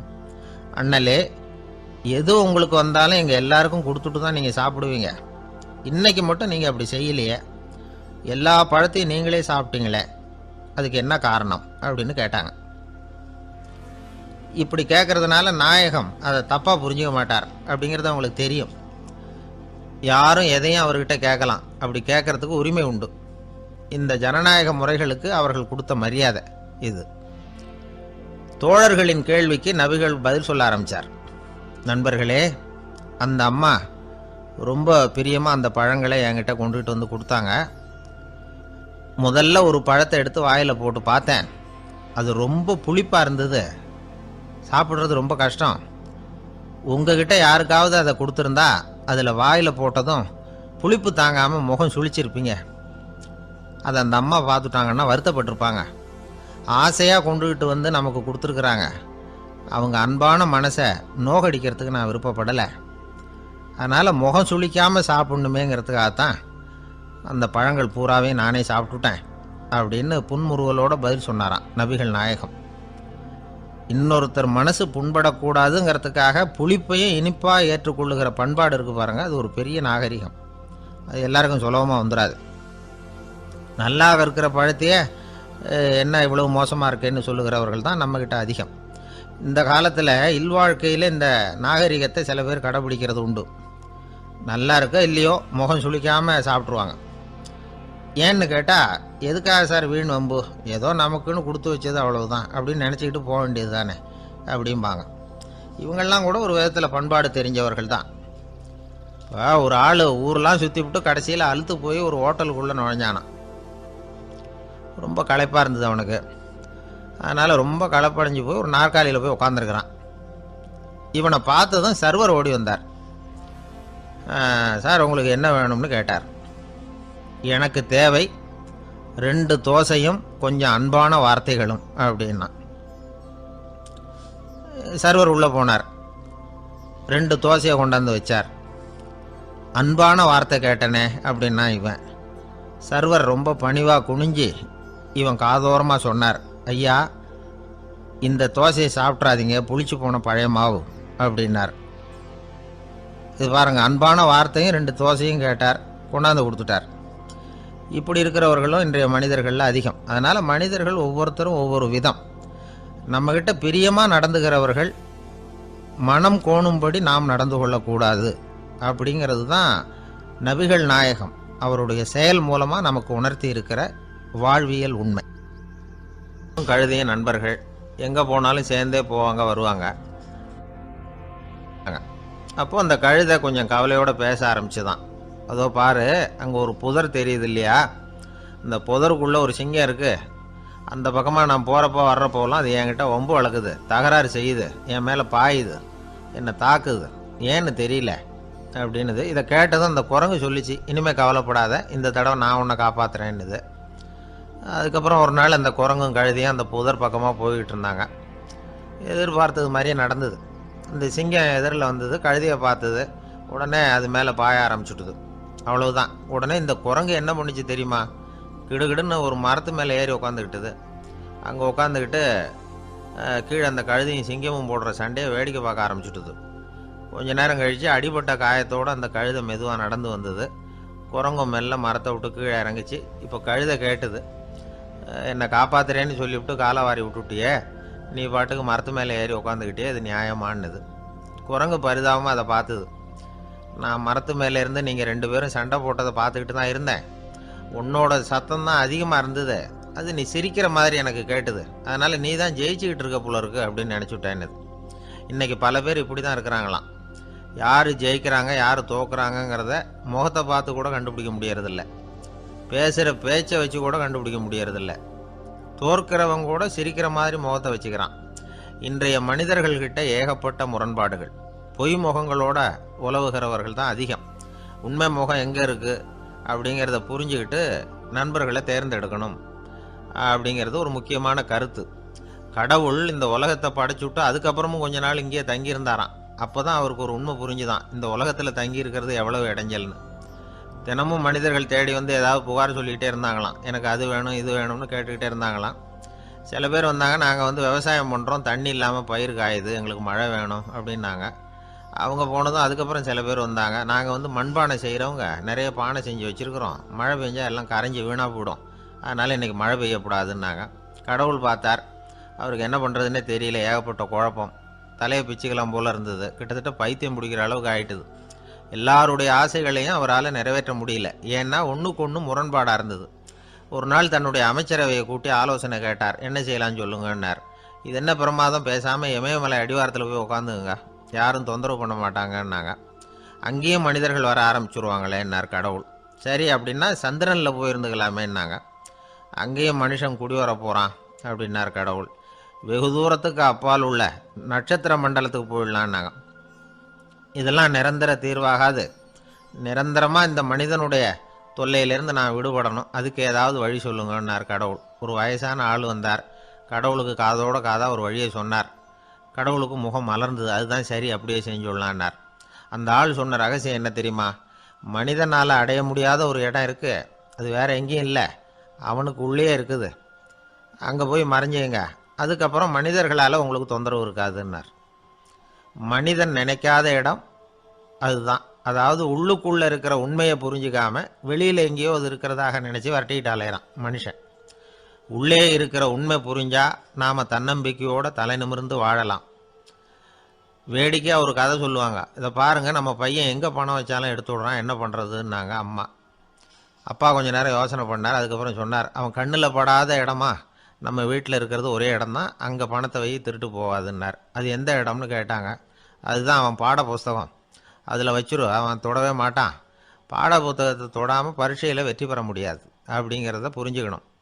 உள்ளே இருக்கிற உண்மையை தொடாமல் வாழ்க்கையில் வெற்றி பெற முடியாது. அதனால் உண்மையை புரிஞ்சுக்கிட்டால் வாழ்க்கையில் வெற்றி நிச்சயம். அவனுக்கு வயசாயிட்டுது. இந்த கவலை பயம் எல்லாமும் அதிகமாயிட்டுது.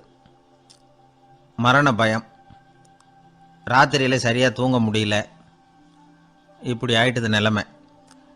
அந்த அரசன் ஏற்கனவே எப்படின்னா போர்க்களங்களில் எத்தனையோ பேரை ஓட ஓட விரட்டியிருக்கிறான். இருந்தாலும் இப்போ அந்த துணிச்சல்லாம் எங்கேயோ போயிட்டுது. பேசாமல் படுத்துருக்கிறான். அப்படியே படுத்தாலும் தான் தூக்கம் வர மாட்டேங்குது. என்ன பண்ணலாம்னு யோசித்தான் இந்த மன்னன். உடனே எல்லா அமைச்சர்களையும் கூப்பிட்டான். எனக்கு நிம்மதி இல்லை, எதை நினச்சாலும் பயமாக இருக்குது, எனக்கு ஒரு ஆலோசனை சொல்லுங்க அப்படின்னா. என்ன ஆலோசனை வேணும் அப்படின்னு சொல்லி கேட்டாங்க. எனக்கு ஒரு நெருக்கடியான சந்தர்ப்பம் ஏற்பட்டு போச்சுன்னு வச்சுக்கோங்க. அந்த நேரத்தில் நீங்கள் யாருமே என் பக்கத்தில் இல்லை ஆலோசனை சொல்கிறதுக்கு அப்படின்னா, அந்த சமயத்தில் எனக்கு உபயோகப்படுற மாதிரி ஒரு வாசகம், பொன்மொழி ஏதாவது சொல்லுங்கள். அதை நான் என்னுடைய வைர மோதிரத்துக்கு அடியில் பதிச்சு வச்சுக்கிறேன் அப்படின்னார். தேவைப்படுறப்போ உதவும் அப்படிங்கிறதுனால. அவர் போட்டிருந்த மோதிரமும் அதுக்கு தகுந்த மாதிரியே திறந்து மூடுறது மாதிரி அமைஞ்சிருந்தது. ஏதாவது வாசகம் எழுதுனா உள்ற வச்சுக்கலாம், அதுக்கான வசதி அதில் இருந்தது. அமைச்சர்கள்லாம் யோசனை பண்ணாங்க. இது மாதிரி ராஜா கேட்குறாரே, என்ன வாசகம், அதாவது பொன்மொழி சொல்லலாம் அப்படின்னு எல்லாரும் யோசனை பண்ணாங்க. ஒருத்தருக்குமே சரியாக தோணலை, ஒரே குழப்பமாக இருந்தது. ஏன்னா நெருக்கடியான சமயத்தில் உபயோகப்படுறது மாதிரி ஒரு பொன்மொழி வேணும்னு சொல்லியிருக்கிறார். அப்படி இப்படி யோசித்து பார்த்தா ஒன்றுமே தோணலை. எல்லாரும் குழம்பிக்கிட்டு இருந்த நேரத்தில் ஒரு பெரியவர் அந்த பக்கமாக வந்தார். அவர் சொன்னார், நான் வேணும்னா அதுக்கு பொருத்தமாக ஒரு வாக்கியம் சொல்கிறேன், ஆனால் ஒரு நிபந்தனை. அதை யாரும் ரொம்ப ஆர்வம் காரணமாக அவசரப்பட்டு படிச்சிடக்கூடாது. அதை ரகசியமாக அந்த மோதிரத்துக்குள்ளே எழுதி வச்சுக்கணும். எப்போவாவது இக்கட்டில் மாட்டிக்கிற சமயத்தில் மட்டும் வேறு வழியே இல்லை அப்படிங்கிற நிலைமையில் மட்டும்தான் அதை திறந்து பார்க்கணும். அப்படி நீங்கள் இருக்கிறதா இருந்தால் நான் அதை சொல்கிறேன் அப்படின்னார் அந்த பெரியவர். சரின்னு ஒத்துக்கிட்டாங்க எல்லாரும். அதே மாதிரி அவர் ஒரு வாக்கியத்தை சொன்னார். அவர் சொன்ன வாக்கியத்தை ரகசியமாக மோதிரத்துக்குள்ளே பதிச்சு மூடியாச்சு. ராஜா அதை விரலில் மாட்டிக்கிட்டார். கொஞ்ச நாள் ஆச்சு. அந்த ராஜாவுக்கு ஒரு சோதனை வந்தது.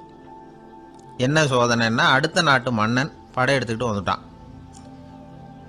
அவன் இவர்கிட்ட ஏற்கனவே தோற்று போனவன், ஒரு வெறியில் வந்திருக்கிறான். தோற்று போனவன் மறுபடியும் சண்டைக்கு வந்தால் எப்படி வருவானோ அப்படி வர்றான்.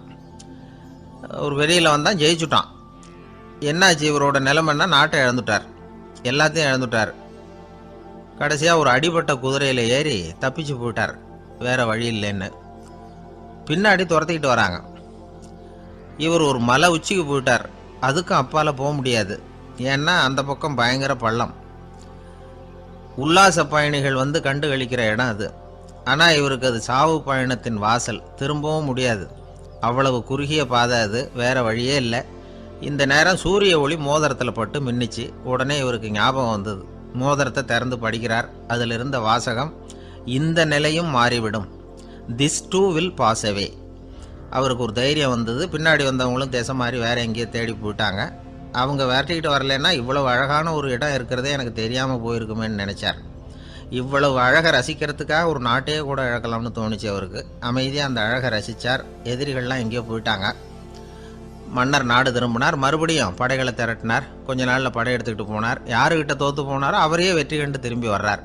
வரவேற்பு விழா பிரமாவப்படுது. ஆடல் பாடல் கோலாகலம். இதை பார்த்ததும் அந்த ராஜாவுக்கு தலைகால புரியல. நம்மளை இனிமேல் யாராலையும் ஜெயிக்க முடியாதுன்னு நினச்சார். அகம்பாவம் லேசாக எட்டி பார்த்தது. இப்போ மறுபடியும் சூரிய ஒளிப்பட்டு மோதிரம் மின்னிச்சு. அதை திறந்து மறுபடியும் படிக்கிறார்.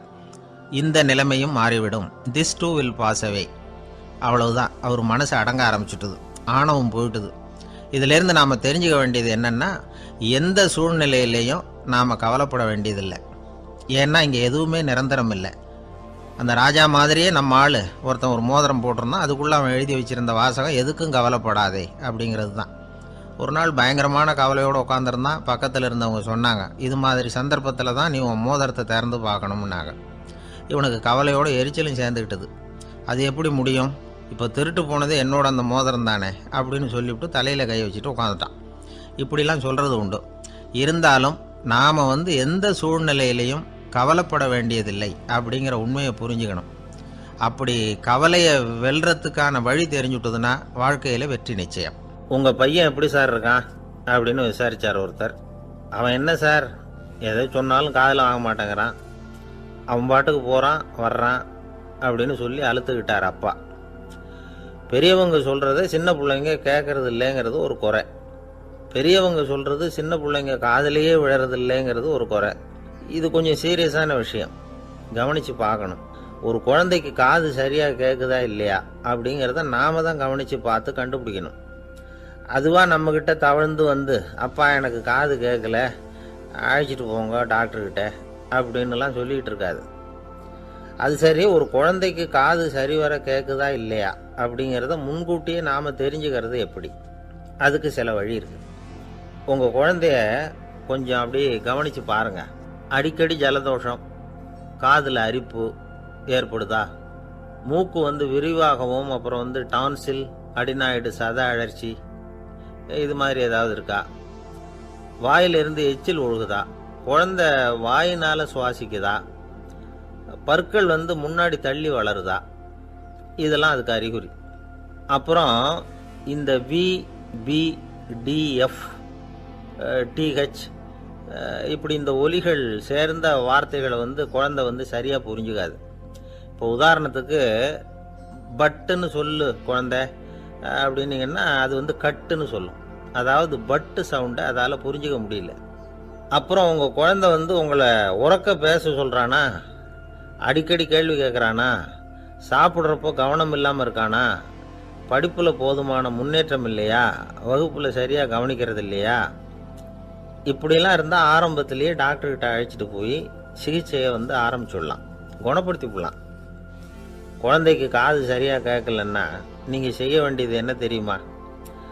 அவனுக்கு காது கேட்கலேங்கிறதுக்காக அவன் முன்னாடி சத்தம் போட்டு பேசக்கூடாது. மெதுவாக சீராக பேசணும், அவனை பார்த்து பேசணும். உங்கள் உதட்டு அசைவுகள் அவனுக்கு உதவும், அதை பார்த்தே புரிஞ்சுக்குவான். நீங்கள் வாயில் வெத்தலை பாக்கு போட்டுக்கிட்டோ புகை பிடிச்சிக்கிட்டோ பேசக்கூடாது. அப்படி பேசினா அவனால் அந்த உச்சரிப்பை சரியாக புரிஞ்சுக்க முடியாது. ஒரு வார்த்தையை சொல்கிறீங்க, அவனுக்கு புரியல அப்படின்னா அதே வார்த்தையை மறுபடியும் சொல்லணும். அவனுக்கு நீங்கள் முதல்ல சொன்ன வார்த்தை புரியலேன்னு நினச்சிக்கிட்டு மறுபடியும் திருப்பி சொல்கிறப்போ அதே அர்த்தம் வரக்கூடிய வேற வார்த்தையை சொல்லக்கூடாது.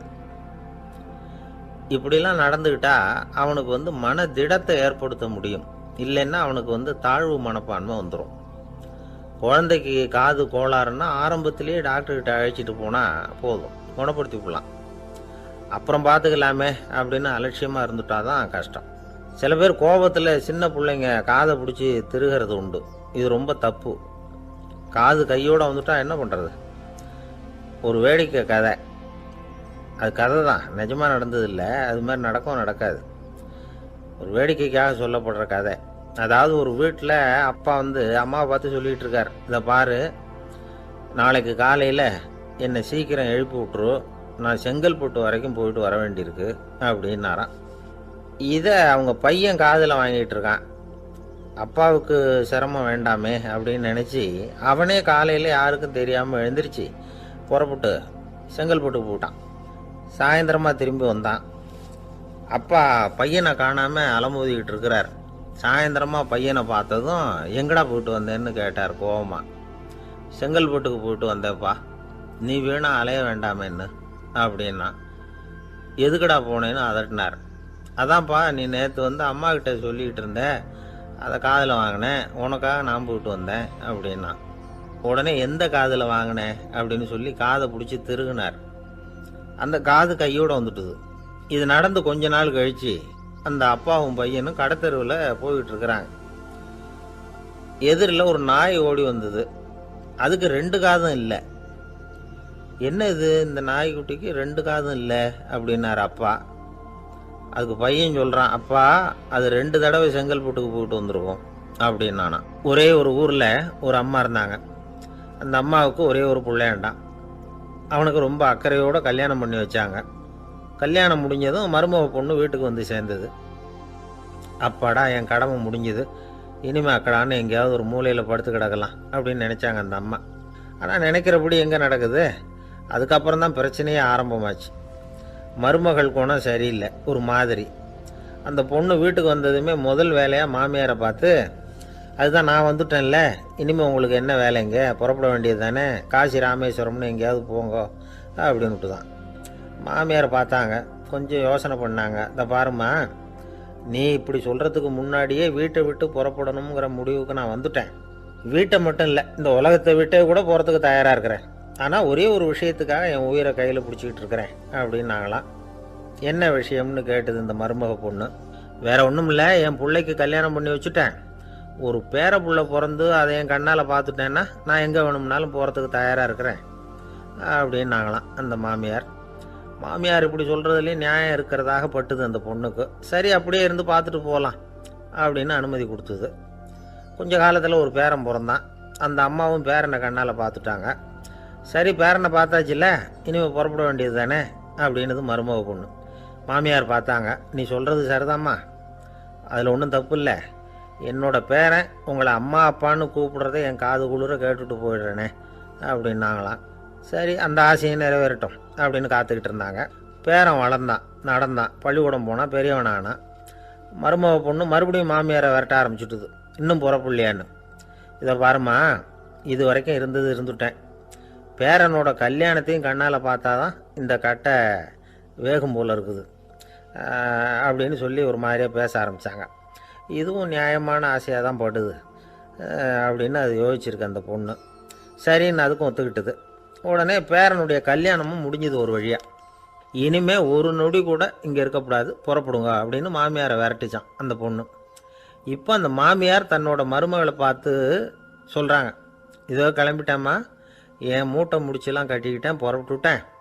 அப்படியே நீயும் உன் துணிமணிகளை மூட்டை கட்டிக்கிட்டு கிளம்பிடும், என்னோட சேர்ந்து 2 பேருமா சேர்ந்து போயிடலாம் அப்படின்னாங்களாம். அந்த பொண்ணு முழிக்குது.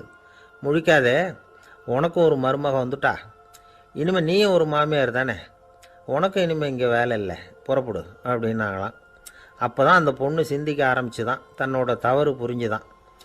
இந்த தகவலை கேட்டுக்கிட்டு இருக்கிற மருமகள்லாம் இதை பற்றி கொஞ்சம் யோசித்து பார்க்கணுங்கிறதுக்காகத்தான் இதை சொல்கிறோம் மாமியார்கள் சார்பாக. கொஞ்ச நாளைக்கு முன்னாடி ஒரு பொண்ணை பார்த்து பேசுகிற சந்தர்ப்பம் கிடைச்சிது ஒரு கல்யாண வீட்டில். அந்த பொண்ணு சொல்லிச்சு, சார் எனக்கு கல்யாணம் ஆகி 15 வருஷம் ஆகுது, நான் மாமியார்கிட்ட சண்டை போட்டதே இல்லை அப்படின்னு ரொம்ப அடக்கமாக சொல்லிச்சு. அது எப்படிம்மா சாத்தியமாச்சுன்னு கேட்டோம். எனக்கு கல்யாணம் ஆகி 15 வருஷம்தான் ஆச்சு, ஆனால் என் மாமியார் செத்து போய் 20 வருஷத்துக்கு மேலே ஆயிட்டுது அப்படின்னுது. லோகமானிய பாலகங்காதர திலகர் இருந்தார்ல, அவருக்கு 15 வயசுலேயே கல்யாணம் நடந்துதான். மனைவி பேர் தபிபாய், ரொம்ப பெரிய குடும்பத்து பொண்ணு, நல்ல குணம். அவங்க குடும்பம் நடத்திக்கிட்டு இருக்கிறாங்க. அந்த காலத்தில் திருடர்கள் பயம் அதிகம். இந்த காலத்தில் மட்டும் என்னன்னு கேட்குறீங்களா? நீங்கள் கேட்குறது நியாயம்தான். இருந்தாலும் இந்த காலத்து திருடனுக்கும் அந்த காலத்து திருடனுக்கும் ஒரு முக்கியமான வித்தியாசம் உண்டு. அதாவது அந்த காலத்து திருடன்லாம் நியாயம் அநியாயம் பார்க்குறது உண்டு, இந்த காலத்தில் அப்படி பார்க்குறது இல்லை. அந்த காலத்தில் திருட வர்றவங்கள்ட்ட கூட ஒரு தார்மீக உணர்வு உண்டாம். அதாவது அப்போ உள்ள கொள்ளைக்காரங்க எதை களவாடினாலும் சரி, அரிசியை மட்டும் களவாடுறது இல்லையா, அப்படி ஒரு கொள்கை. அதனால் பாருங்கள், அந்த காலத்து பெண்கள் நகை நட்டுகளை பத்திரமா வைக்கணும்னா பெட்டியில் வைக்கிறதில்ல, அரிசி பானையில் போட்டு வச்சு விடுறது. இப்போல்லாம் பேங்க்கில் சேஃப்டி லாக்கர்னு இருக்குல்ல, அது மாதிரி அந்த காலத்தில் சேஃப்டி லாக்கருங்கிறது அரிசி பானை. இந்த வளையல், மூக்குத்தி, தோடு இப்படி எதுவாக இருந்தாலும் அதில் போட்டு பத்திரமா வச்சுருவாங்க. திருடன் அரிசி பானை பக்கம் போகிறதில்ல. ஏன்னா சாப்பிட்ற விஷயத்தில் கை வைக்கக்கூடாது, அது பாவம் அப்படின்னு அவன் நினைக்கிறான். திலகரோட மனைவி தபிபாயும் அதே மாதிரி தன்னுடைய ஆபரணங்களை ஒரு அரிசி பானைக்குள்ளே போட்டு மூடி வச்சுருந்தாங்களாம். இப்படி இருந்தப்போ ஒரு நாள் ஒரு பிச்சைக்கார பொண்ணு வீடு வீடாக பிச்சை கேட்டுக்கிட்டே வந்திருக்குது. திலகர் வீட்டுக்கும் தர்மம் போடுங்க தாயே அப்படின்னு தான் அந்த பொண்ணு. அந்த அம்மா தபிபாய் காதில் இது விழுந்திருக்கு. உடனே கை நிறைய அரிசி அள்ளிக்கிட்டு போட்டிருக்கு. பாத்திரத்தில் அரிசியை போட்டதுக்கு அப்புறம் தான் தெரியுது, பளிச்சுன்னு கண்ணில் படுது. அதாவது அந்த அம்மாவோட வைர மூக்குத்தி ஒன்று அரிசியோடு சேர்ந்து அந்த பிச்சைக்கார பொண்ணு பாத்திரத்தில் போய் விழுந்துட்டுது. இந்த அம்மாவுக்கு மனசுக்குள்ளே குழப்பம், என்ன இப்படி ஆகிட்டுதே, மூக்குத்தி போயிட்டுதே, பிச்சை பாத்திரத்துலேருந்து அதை எப்படி எடுக்கிறது அப்படின்னு தயக்கம், வாயை திறந்து அதை கேட்கறதுக்கும் கூச்சம். திண்ணையில் உட்கார்ந்திருந்த திலகர் இவ்வளவையும் பார்த்துக்கிட்டு இருக்கிறார். மனைவியின் மனசுக்குள்ள நடக்கிற மௌன போராட்டத்தை அவர் நல்லா புரிஞ்சுக்கிட்டாராம். மனைவியை பார்த்து சொன்னாராம், தபீபாய், இது தெய்வ சம்மதம். அவளுக்கு சேர வேண்டிய மூக்குத்தி அவகிட்ட போயிட்டுது. பிச்சை பாத்திரத்தில் விழுந்த மூக்குத்தியை எடுக்க வேணாம் அப்படின்னாராம். சரின்னு சொல்லிவிட்டு மேற்கொண்டு எதுவும் சொல்லாமல் அந்த அம்மா வீட்டுக்குள்ளே போயிட்டாங்களாம். இந்த காலத்துலலாம் அது மாதிரி நடக்குமா? வெறும் அரிசியை போட்டுட்டு விவகாரம் பண்ணிட்டு இருக்க மாட்டோமா? ஒரு பெரிய மனுஷன் வீட்டுக்கு ஒரு பிச்சைக்காரன் வந்தான். ஐயா, நாங்கள் பிச்சைக்காரங்கள்லாம் சேர்ந்து ஒரு சங்கம் வச்சுருக்குறோம், அதுக்கு நிதி சேர்க்குறோம், அதுக்கு ஒரு 100 ரூபா கொடுத்தீங்கன்னா எங்களுக்கு பெரிய உதவியாக இருக்கும் அப்படின்னானா. அதெல்லாம் ஒன்றும் கொடுக்க முடியாது போ அப்படின்னாரான் அவர். அப்படின்னா ஒரு 50 ரூபாயாவது கொடுங்களேன் அப்படின்ட்டுருக்கான். அதுவும் முடியாதுன்னு சொல்லிவிட்டார். 25 ரூபா அப்படின்ட்டுருக்கான். எதுவும் முடியாது அப்படின்னாரான். சரிங்க, இவ்வளவு பெரிய வீட்டுக்கு வந்துட்டு வெறுங்கையோடு திரும்புறது நல்லா இருக்காது, அதனால சும்மா ஒரு 1 ரூபா மட்டுமாவது கொடுங்க அப்படின்ட்டுருக்கான் அவன். ஒரு பைசா கூட என்கிட்ட கிடையாது அப்படின்னு விட்டாரான் இவர். அப்படின்னா நீங்கள் ஒரு காரியம் பண்ணுங்களேன் அப்படின்னானா அவன். என்ன செய்யணும் அப்படின்ட்டுருக்கார். எங்கள் சங்கத்தில் நீங்களும் ஒரு மெம்பராக சேர்ந்துருங்க அப்படின்னானா. காஞ்சிபுரத்தில் பல்லவ ராஜா ஒரு கோவில் கட்டினார், கைலாசநாதர் கோவில். அதுக்கு கும்பாபிஷேகம் பண்ணுறதுக்கு ஒரு நாள் குறிப்பிட்டு அதுக்கு வேண்டிய ஏற்பாடுகள்லாம் பண்ணினார். முதல் காரியமாக கடவுளை வேண்டிக்கிட்டார், நீங்கள் இந்த கும்பாபிஷேகத்துக்கு நேரில் வந்து கலந்துக்கணும்னார். கடவுள் அந்த ராஜா கனவுல வந்தார். நீ கும்பாபிஷேகம் வச்சிருக்கிற அதே நாளில் அதே நேரத்தில் எனக்கு இன்னொரு ஊரில் ஒரு கும்பாபிஷேகம் இருக்குது, அதுக்கு போக வேண்டியிருக்கு. அதாவது திருநின்ற ஊரில் என்னுடைய பக்தர் ஒருத்தர், அவரும் ஒரு கோயில் கட்டி கும்பாபிஷேகம் செய்கிறார், நான் அதுக்கு போக வேண்டியிருக்கு, அதனால் உன்னுடைய தேதியை நீ மாற்றி வச்சுக்கோ அப்படின்னார். கடவுள் தான் எங்கேயும் இருக்கிறவராச்சே, அவர் நினச்சா 2 இடத்துலையும் இருந்து கோயில் கும்பாபிஷேகத்தை நடத்த முடியாதா? ஏன் அப்படி செய்யலை? அது ஒரு முக்கியமான காரணத்துக்காகத்தான். திருநின்ற ஊரில் இருந்த பூசலாருங்கிற அந்த அடியாரின் பெருமையை இந்த உலகத்துக்கு எடுத்து காட்டணுங்கிறதுக்காகத்தான் கடவுள் அந்த ராஜா கிட்ட அப்படி சொன்னார். சரி, அந்த அடியார் அப்படி என்னதான் பெருசாக கோயில் கட்டி விட்டார்? ராஜா கட்டின கோயிலை விட பெருசா? அவர் கட்டினது கருங்கல்லாலேயோ மண்ணாலேயோ மரத்தாலேயோ இல்லை. அவர் கட்டின கோயில் வேற மாதிரி. அது மனசால கட்டின கோயில், மனசுக்குள்ளே இருக்கிற கோவில், மனக்கோவில். அந்த அடியார் தன்னோட மனசுக்குள்ள மாசக்கணக்காக ஒவ்வொரு கல்லாக சேர்த்து கட்டின கோவில். இந்த விஷயம் ராஜாவுக்கு தெரியாது. அவர் என்ன நினச்சுட்டாரு, அது நாம கட்டின கற்கோயிலை விட ரொம்ப பெருசாக இருக்கும் போல இருக்கு அப்படின்னு நினச்சிட்டார். சரி, அப்பேற்பட்ட அந்த கோயிலை தரிசனம் பண்ணிவிட்டு வருவோம் அப்படின்னு நினச்சி ராஜா திருநின்ற ஊருக்கு போகிறார். அங்கே போய் பார்த்தா கோயிலையும் காணும், ஒன்றையும் காணும்.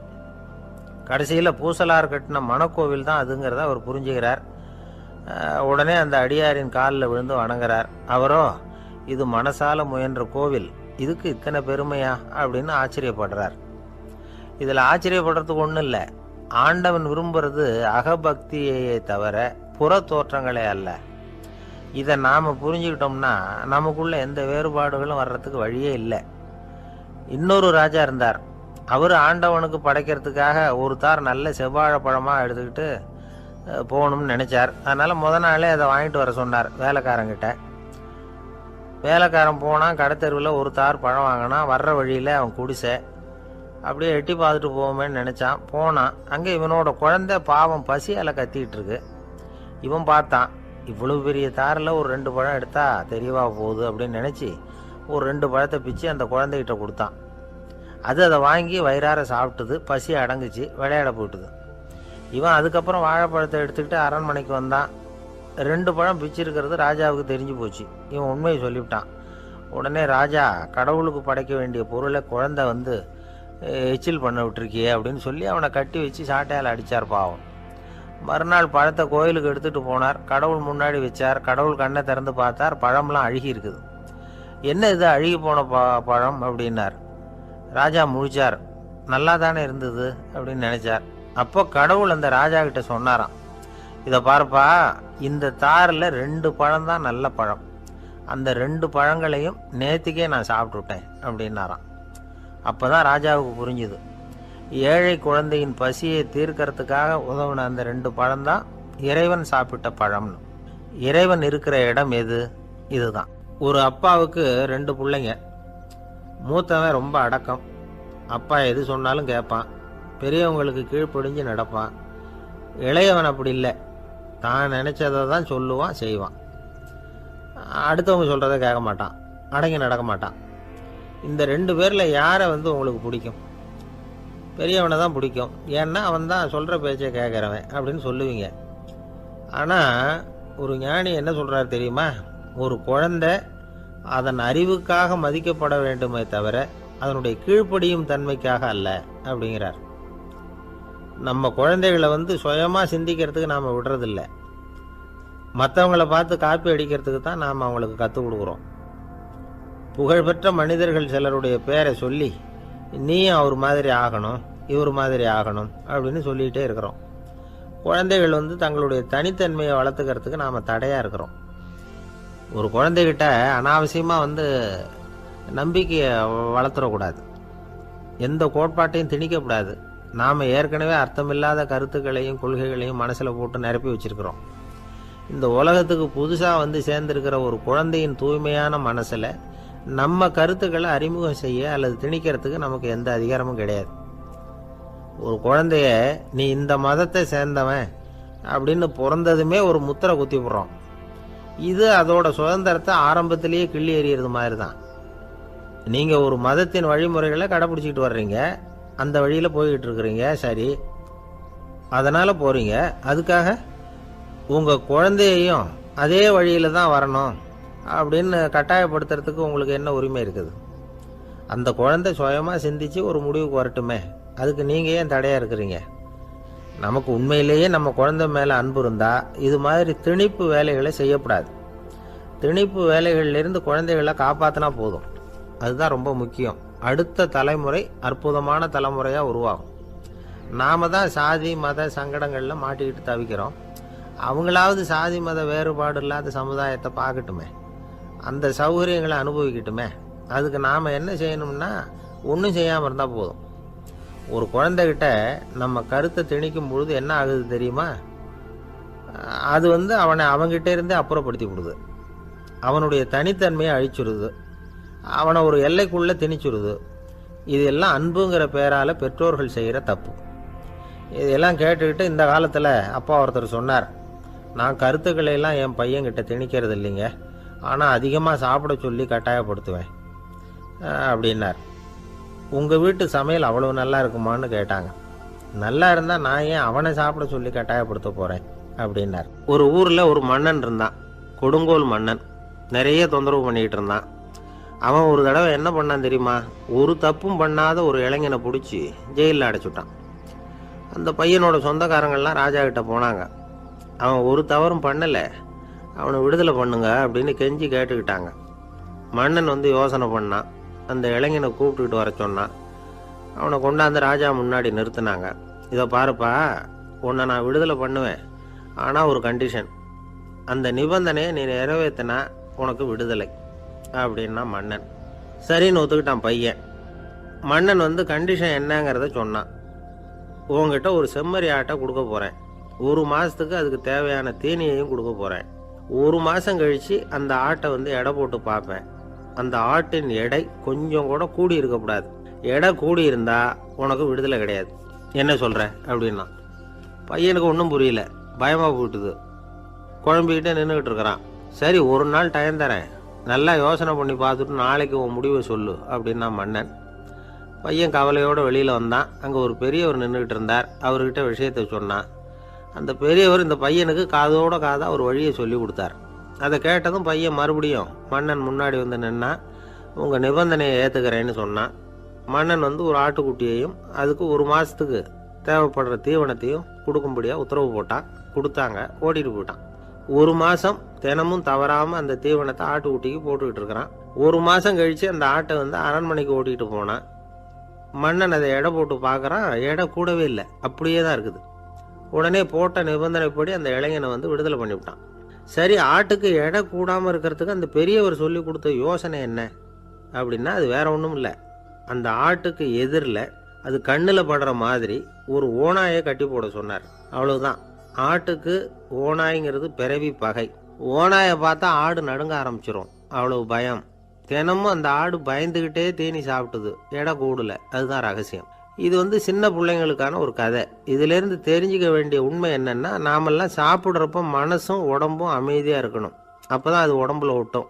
அவசரத்துலேயும் பயத்துலேயும் சாப்பிட்டா அது சரியாக ஜீரணமாகாது. இன்னொரு ராஜா இருந்தார். அவரும் ஒரு இளைஞனை ஜெயிலில் அடைச்சி விட்டார். விடுதலை பண்ணணும்னா ஒரு கண்டிஷன்னார். என்னன்னு கேட்டான். ஒரு ஆட்டுக்குட்டியை அவன் முன்னாடி கொண்டாந்து நிறுத்துவேன். நீ அதுக்கிட்ட ஒரு கேள்வி கேட்கணும். அதுக்கு சரியான பதிலை சொல்லணும். அப்படி செஞ்சுட்டா உனக்கு விடுதலைன்னார். இளைஞன் யோசனை பண்ணி பார்த்தான். சரின்னு ஒத்துக்கிட்டான். அது பிரகாரமே ஆட்டுக்குட்டியை பதில் சொல்ல வச்சுட்டான். என்ன நடந்தது தெரியுமா? ஆட்டுக்குட்டியை கொண்டாந்து நிறுத்தினாங்க.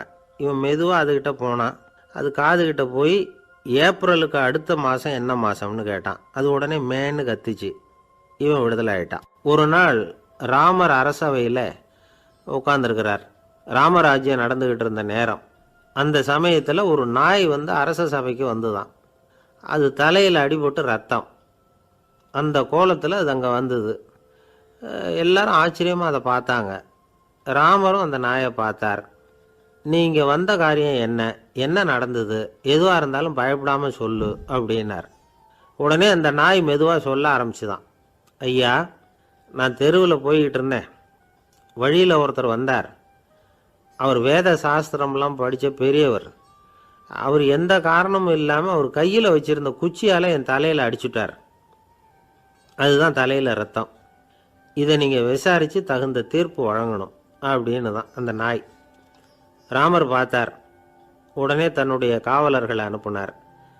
அந்த ஆளை எங்கே இருந்தாலும் போய் கொண்டுகிட்டு வாங்க அப்படின்னு விட்டார். காவலர்கள் போனாங்க. அந்த ஆளை பிடிச்சி கொண்டு வந்துட்டாங்க. அரண்மனைக்கு வா அப்படின்னு சொல்லி கூப்பிட்டுட்டு வந்துட்டாங்க. என்ன நடந்ததுன்னு விசாரித்தார் ராமர். அதுக்கு அந்த ஆள் சொன்னார். நான் வீதி வழியாக வந்துக்கிட்டு இருந்தேன். குறுக்க இந்த நாய் வந்தது. நான் அவசரமாக போய்கிட்டு இருந்தேன். இது எனக்கு வழி விடாமல் குறுக்க பூந்து இடைஞ்சல் பண்ணிச்சு. எனக்கு கோபம் வந்துட்டுது. அதனால் அடிச்சுட்டேன். வேத சாஸ்திரம் படித்த நான் என் வசம் இழந்து கோபப்பட்டது பெரிய தப்பு தான். அதை நான் ஒத்துக்கிறேன். குற்றத்தை ஒப்புக்கொள்கிறேன். எனக்கு என்ன தண்டனை கொடுக்கணுமோ அதை கொடுங்க, ஏற்றுக்கிறேன் அப்படின்னு விட்டார். சரி, இப்போ அந்த ஆளுக்கு தண்டனை கொடுக்கணும். என்ன தண்டனை கொடுக்கறது யோசனை பண்ணார் ராமர். அதையும் அந்த நாய்கிட்டே கேட்டார். நீயே சொல்லு, என்ன தண்டனை கொடுக்கலாம் இவருக்கு அப்படின்னார். இதுக்கு அந்த நாய் என்ன சொல்லிச்சு தெரியுமா? இவரை ஏதாவது ஒரு கோயிலுக்கு தர்மகர்த்தாவாக நியமனம் பண்ணிவிடுங்க, அதுதான் இவருக்கு சரியான தண்டனை அப்படின்னுது. இதை கேட்டதும் ராமர் முகத்தில் புன்னகை. ஆனால் அங்கே இருந்த மற்றவங்களுக்கெல்லாம் ஆச்சரியம். அது எப்படி தப்பு செஞ்சவங்களுக்கு தண்டனை கொடுக்கறது தானே நியாயம், அதை விட்டுட்டு தர்மகர்த்தா பதவியை கொடுக்க சொல்லுதே இந்த நாய் அப்படிங்கிற ஆச்சரியம். இந்த சந்தேகத்தை அந்த நாய்கிட்டேயே கேட்டாங்க அங்கே இருந்தவங்க. இதுக்கு அந்த நாய் பதில் சொல்லிச்சான். நான் போன பிறவியில் ஒரு கோயிலுக்கு தர்மகர்த்தாவாக இருந்தேன். எவ்வளவோ கவனமாக எச்சரிக்கையாக தான் என்னுடைய கடமைகளெல்லாம் செஞ்சுக்கிட்டு வந்தேன். அப்படி இருந்தாலும் சில சமயங்களில் என்னையும் மீறி கோயில் செல்வத்தை நான் அனுபவிக்கிறதுக்கு காரணமாயிட்டேன். ஒரு கோவிலுக்கு தர்மகர்த்தாவாக இருக்கிறவங்க எப்படியும் இந்த பாவத்திலேருந்து தப்பிக்கிறது கஷ்டம். அதனால தான் நான் இந்த பிறவியில் நாயாக பிறந்து இப்படி கஷ்டப்படுறேன். இதே நிலைமை இந்த ஆளுக்கும் ஏற்படணும் அப்படிங்கிறதுக்காக தான் அவரையும் ஒரு கோயிலுக்கு தர்மகர்த்தாவாக நியமிக்கும்படி கேட்டுக்கிட்டேன் அப்படின்னு தான் இந்த நாய். இதிலேருந்து என்ன தெரியுது?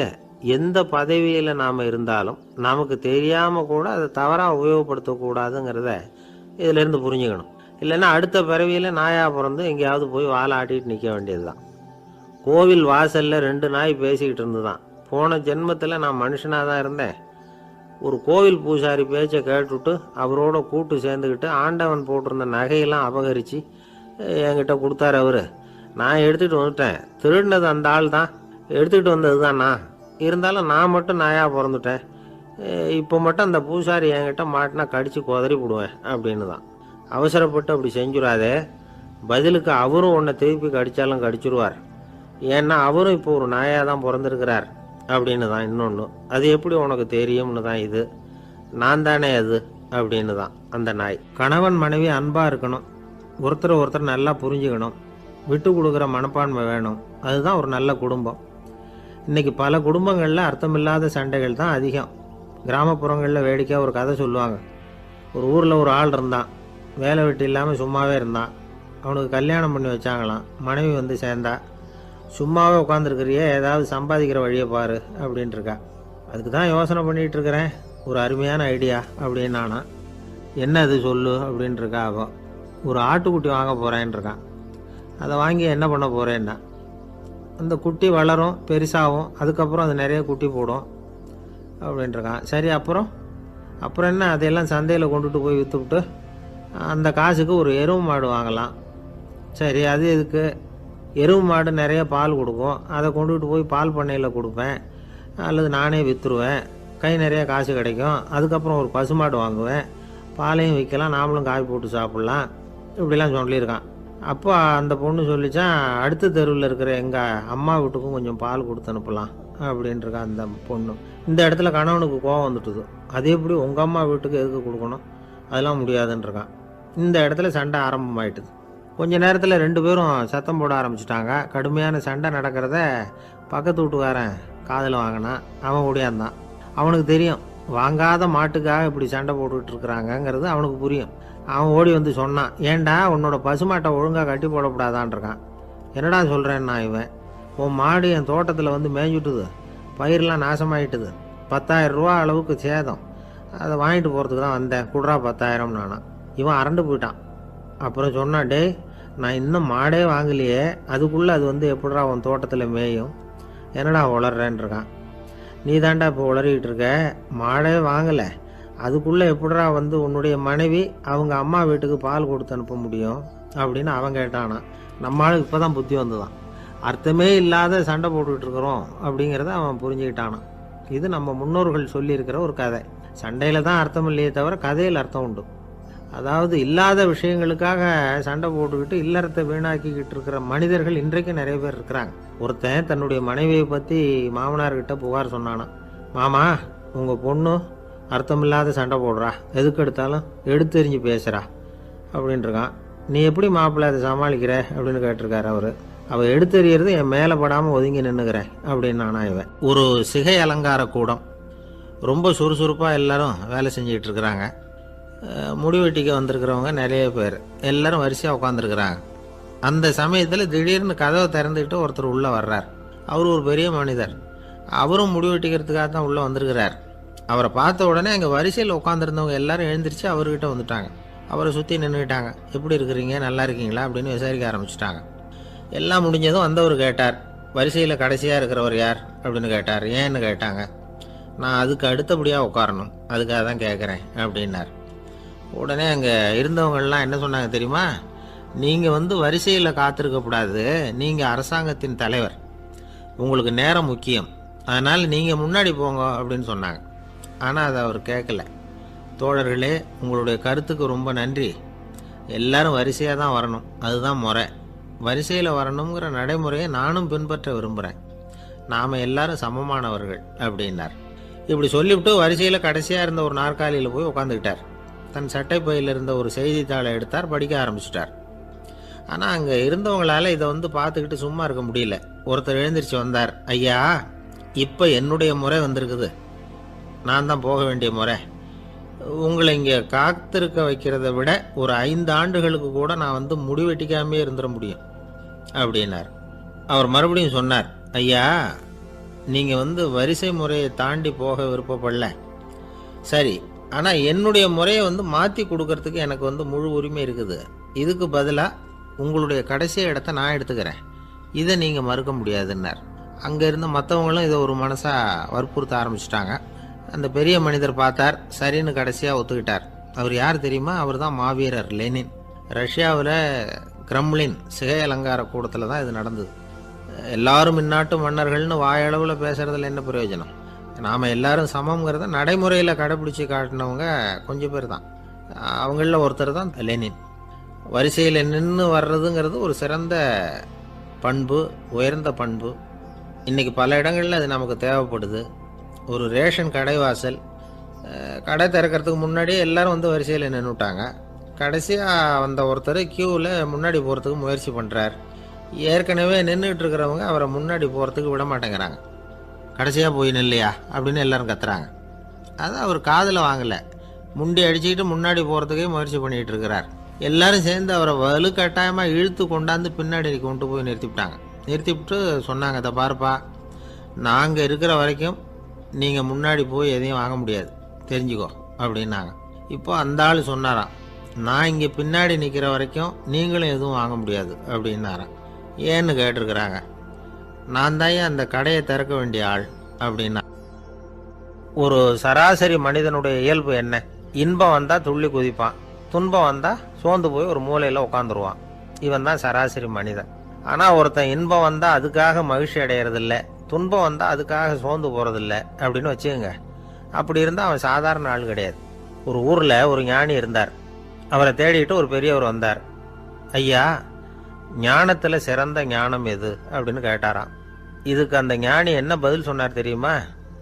இன்பத்தினால மகிழ்ச்சி அடையாமலும் துன்பத்தினால சோர்வு அடையாமலும் இருக்கிறது தான் அந்த ஞானம், பெரிய ஞானம் அப்படின்னாராம். சரி சுவாமி, அப்படிப்பட்ட ஞானம் உங்களுக்கு எப்படி வந்ததுன்னு கேட்டிருக்காரு இவர்.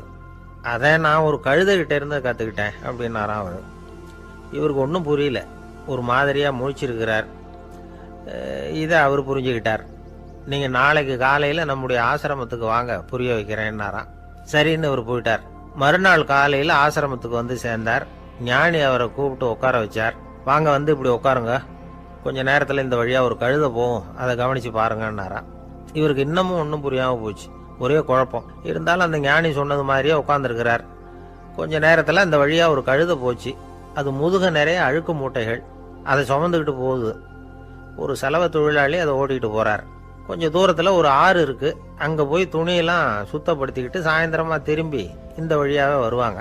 ஞானி சொன்னது மாதிரியே இந்த பெரியவர் அழுக்கு மூட்டையை சுமந்துக்கிட்டு போகிற அந்த கழுதையை கவனித்தார். கழுதை போயிட்டுது. அதுக்கப்புறம் ஞானியை திரும்பி பார்த்தார். இப்போ அந்த ஞானி சொன்னார், சாயந்தரம் வரைக்கும் நீங்கள் இங்கேயே இருக்கணும்னார். அதே மாதிரி இவர் இருந்தார்.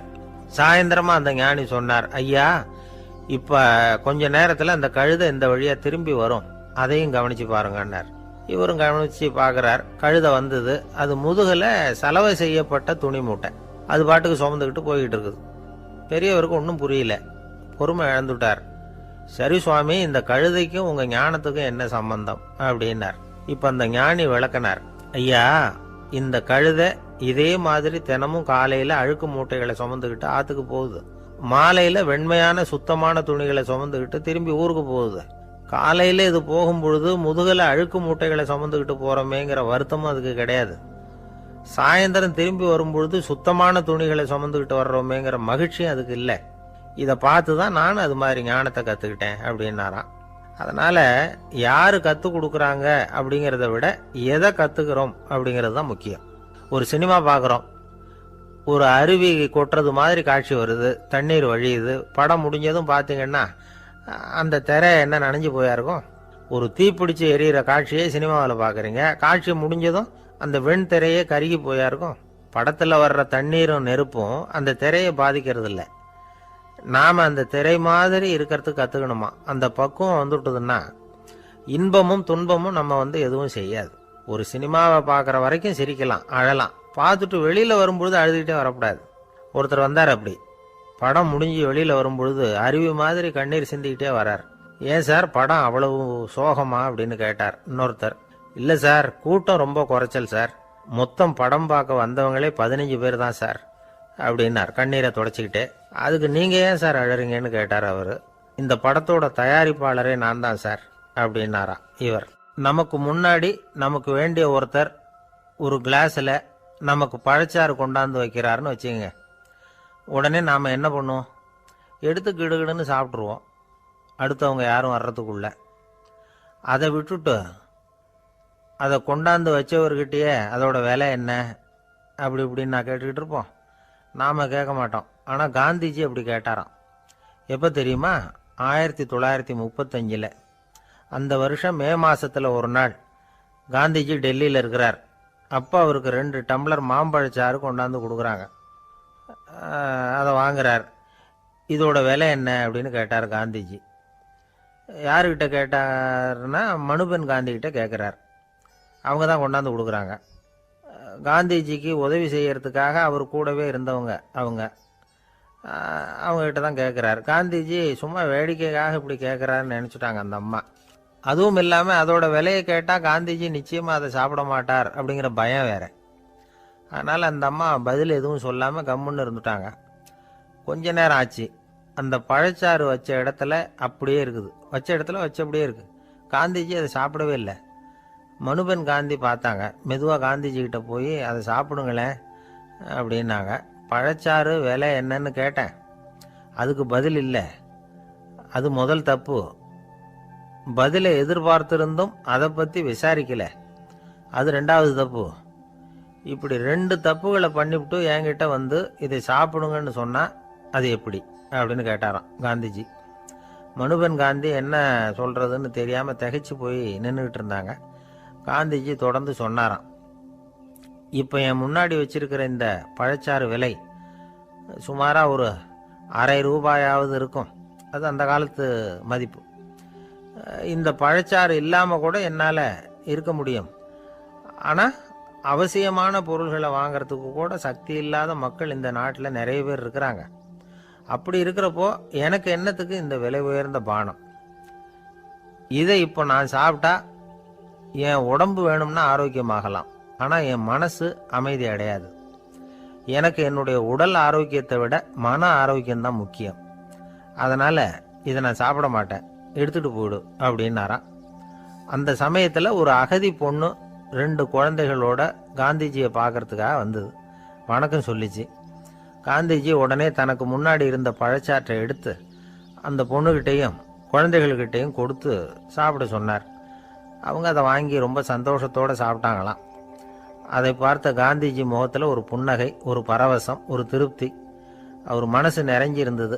அப்போ அவர் சொன்னாராம், ஆண்டவன் எனக்கு எப்பவும் சரியான சமயத்தில் கை கொடுப்பாருங்கிறது அதுக்கு இதுதான் அத்தாட்சி. நான் ஒரு இக்கட்டான சூழ்நிலையில் இருக்கிறப்ப கூட கடவுளின் கருணையால் அந்த சூழ்நிலை என்னை பாதிக்கலை. என் கூட இவ்வளவு நாள் பழகியும் கூட இங்கே இருக்கிறவங்க எனக்கு அதிக விலையுள்ள பழரசத்தை கொடுத்தாங்க. ஆனால் சரியான நேரத்தில் அதை சாப்பிட வேண்டியவங்களை என்கிட்ட அனுப்பி வச்சு என்னை சந்தோஷப்படுத்தினார் கடவுள், அவருக்கு நன்றி அப்படின்னாராம் மகாத்மா காந்தி. உடல் ஆரோக்கியத்தை விட மன ஆரோக்கியம்தான் எனக்கு முக்கியம்னு சொன்னார் பாருங்க. அதை நாம் எல்லாரும் மனப்பூர்வமாக இன்றைக்கி சிந்திச்சு பார்க்கணும். இந்த காலத்தில் எல்லாரும் அப்படியா நினைக்கிறாங்க? எனக்கு தெரிஞ்ச ஒருத்தர் இருந்தார். தினமும் காலையில் ஒரு காபி சாப்பிட உட்கார்ற நேரத்தில் பக்கத்து வீட்டுக்காரர் வந்து சேருவார் கரெக்டாக. உடனே அவரும் தனக்குன்னு வந்திருக்கிற காப்பியை எடுத்து மனப்பூர்வமாக பக்கத்து வீட்டுக்காரர்கிட்ட கொடுத்துருவார். அதுக்கப்புறம் அவருக்காக வேற காப்பி போட்டு கொண்டாந்து கொடுத்தாலும் வேண்டான்னு சொல்லிடுவார். ஆண்டவனா பார்த்து சரியான நேரத்தில் அவரை எங்கள் வீட்டுக்கு தினமும் அனுப்பி வைக்கிறார் அப்படிம்பார். ஏன் அப்படி சொல்கிறீங்க அப்படின்னு கேட்டோம் ஒரு நாள். அதுக்கு அவர் சொல்கிறார், எனக்கு என்னோட உடல் ஆரோக்கியம்தான் முக்கியம்.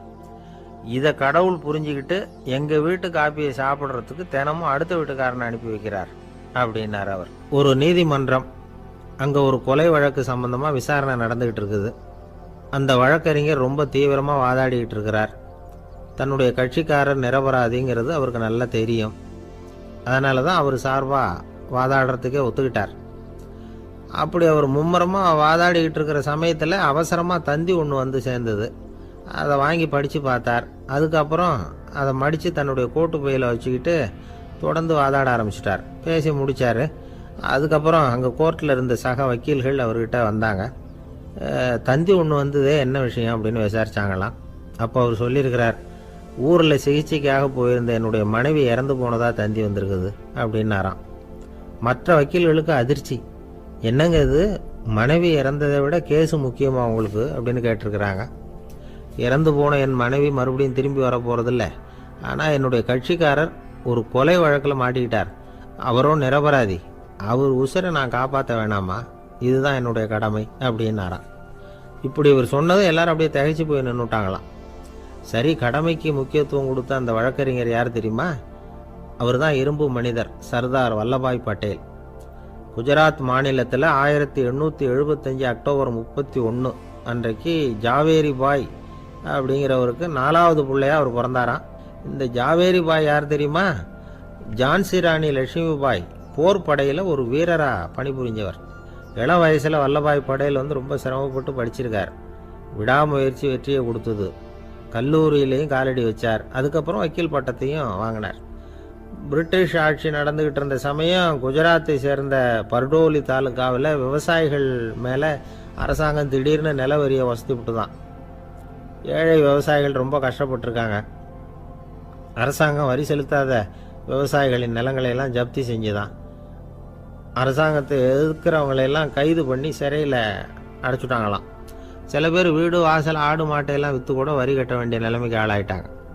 வழக்கறிஞர் வல்லபாய் படேல் நில வரியை உடனே ரத்து பண்ணணும் அப்படின்னு பம்பாய் கவர்னருக்கு ஒரு கடிதம் எழுதினார். எந்த பலனும் இல்லை. உடனே எல்லா விவசாயிகளையும் அணி திரட்டினார். அதுக்கு தானே தலைமை தாங்கினார். சத்தியாகிரகம் நடத்தினார். அந்த பகுதியில் எந்த வேலையும் நடக்கலை. வேறு வழி இல்லை. ஆட்சியாளர்கள் உடனே வரியை ரத்து பண்ணாங்க. சிறையில் இருந்தவங்களெல்லாம் வெளில விட்டாங்க. 1928 ஆகஸ்ட் 6 சர்க்காருக்கும் விவசாயிகளுக்கும் இடையில் ஒரு உடன்பாடு ஏற்பட்டது. அதுக்கப்புறம் தான் நிலைமை சரியாக போச்சான். வல்லபாய் படேலின் பொது சேவையை பாராட்டின பொதுமக்கள் அவருக்கு சர்தார் அப்படிங்கிற பட்டத்தை கொடுத்தாங்களாம். சர்தார்னா தலைவர் அல்லது தளபதின்னு அர்த்தம். இரும்பு மனிதர்னு இவருக்கு பேர். இருந்தாலும் நகைச்சுவை உணர்வும் இவருக்கு நிறைய உண்டு. ஒரு தடவை ஒரு பத்திரிகை நிருபர் வந்திருக்கார். சர்தார் பட்டேல்கிட்ட அவருக்கு பிடிச்ச பண்பாடு கலாச்சாரம் எது அப்படின்னு கேட்கணும்னு ஆசை. அதனால் அவரை பார்த்து கேட்டாராம், ஏங்க உங்களுக்கு பிடிச்ச கல்ச்சர் எது அப்படின்னு கேட்டிருக்கார். இதுக்கு சர்தார் பட்டேல் சொன்ன பதில் என்ன தெரியுமா? எனக்கு பிடிச்ச கல்ச்சர் அக்ரிகல்ச்சர் அப்படின்னாராம். ஒருத்தர் குதிரை ரேஸுக்கு போனார். பணம் கட்டினார், தோற்று போயிட்டார். மறுபடியும் போனார், பணம் கட்டினார், தோற்று போனார். அடுத்த தடவையும் பணம் கட்ட போனப்போ அவரை தடுத்து கேட்டோம், ஏன் சார் ஏற்கனவே விட்டது போதாதா, இன்னமும் இருக்கிறத விடணுமா அப்படின்னு கேட்டோம். விட்டதையெல்லாம் மொத்தமாக எடுக்க வேணாமா சார், அதுக்காக தான் தொடர்ந்து பணம் கட்டுறேன்னார் அவர். இவரை திருத்துறது ரொம்ப கஷ்டம். இது ஒரு மனநோய். மனநோய்களில் பல வகை உண்டு. மனநோய்கள் பிரிவு அட்டவணையில் சூதாட்டம்ங்கிறது அவதியுறும் நோய் அப்படிங்கிற தலைப்பில் வருது. சூதாட்டம் 2 வகைப்படும்னு சொல்கிறாங்க உளவியல் நிபுணர்கள். ஒரு வகை எப்படின்னா, நண்பர்களோடு சேர்ந்துக்கிட்டு மகிழ்ச்சியும் கிளர்ச்சியும் அடையிறதுக்காக ஈடுபடுறது. பிரச்சனைகளை தீர்க்கறதுல ஒரு ஆர்வம். கேளிக்கைக்காக கொஞ்சம் விட்டு பிடிக்கிறது அப்படிங்கிற மனுஷனுடைய அடி மனசில் உள்ள விபரீத பிணைய சுபாவம், இதெல்லாம் அதுக்கு காரணம். இன்னொரு வகை எப்படின்னா, சூதாட்டத்தில் ஈடுபட்டு ஒரு கட்டாய நிலைமைக்கு ஆளாயிடுறது. ஈடுபடு அப்படின்னு மனசு ஒரு வெறித்தன்மையை தூண்டிக்கிட்டே இருக்கும். இப்படிப்பட்டவங்களுக்கு நாம் தோத்துக்கிட்டு இருக்கோங்கிறது தெரியும். நாம் ஜெயிக்கிறதுக்கான சந்தர்ப்பம் இல்லைங்கிறதும் தெரியும். இதனால் நமக்கும் கஷ்டம், நம்ம சுற்றி இருக்கிறவங்களுக்கும் கஷ்டங்கிறதும் புரியும். அப்படி இருந்தும் சூதாடுவாங்க. இதுக்கு காரணம் சூதாடியின் பகற்கனவு அப்படிங்கிறாங்க நிபுணர்கள். இந்த நிலைமைக்கு கட்டாய சூதாட்டம் அல்லது நிர்பந்த சூதாட்டம் அப்படின்னு பேர் வச்சிருக்கிறாங்க. இப்படிப்பட்ட ஆசாமி இருக்கிறது பூரா விட்டுருவான், கடன் வாங்குவான், திருடுவான். இருந்தாலும் என்னைக்காவது ஒரு நாள் ஜெயிச்சிருவேன் அப்படின்னு சொல்லிக்கிட்டே இருப்பான். விட்டதை எடுத்துருவேங்கிற ஒரு நம்பிக்கை சுடர் அவனுக்குள்ளே எரிஞ்சுக்கிட்டே இருக்கும். இவனை மனநோயாளி அப்படின்னு சொல்லிட முடியாதான். என்ன காரணம்னா, இது மாதிரி ஆளுங்க கிட்ட மன போராட்டமோ கவலையோ பதட்டமோ இருக்கிறது இல்லை. சில விசேஷமான குணங்கள் இவங்க கிட்ட உண்டு. எதிர்ப்பு உணர்ச்சி, சிறுபிள்ளைத்தனம், சட்ட திட்டங்களையும் சம்பிரதாயங்களையும் உட தெரியாத மனப்போக்கு, பொறுப்பில்லாத தன்மை, நெறிதவறி நடக்கிறது எல்லாம் இவங்ககிட்ட உண்டு. ஆனால் வெளிப்பார்வைக்கு ரொம்ப சிநேகமாக இருப்பாங்க, அன்பாக இருப்பாங்க. அப்படி இருக்கிறதாக காட்டிக்குவாங்க.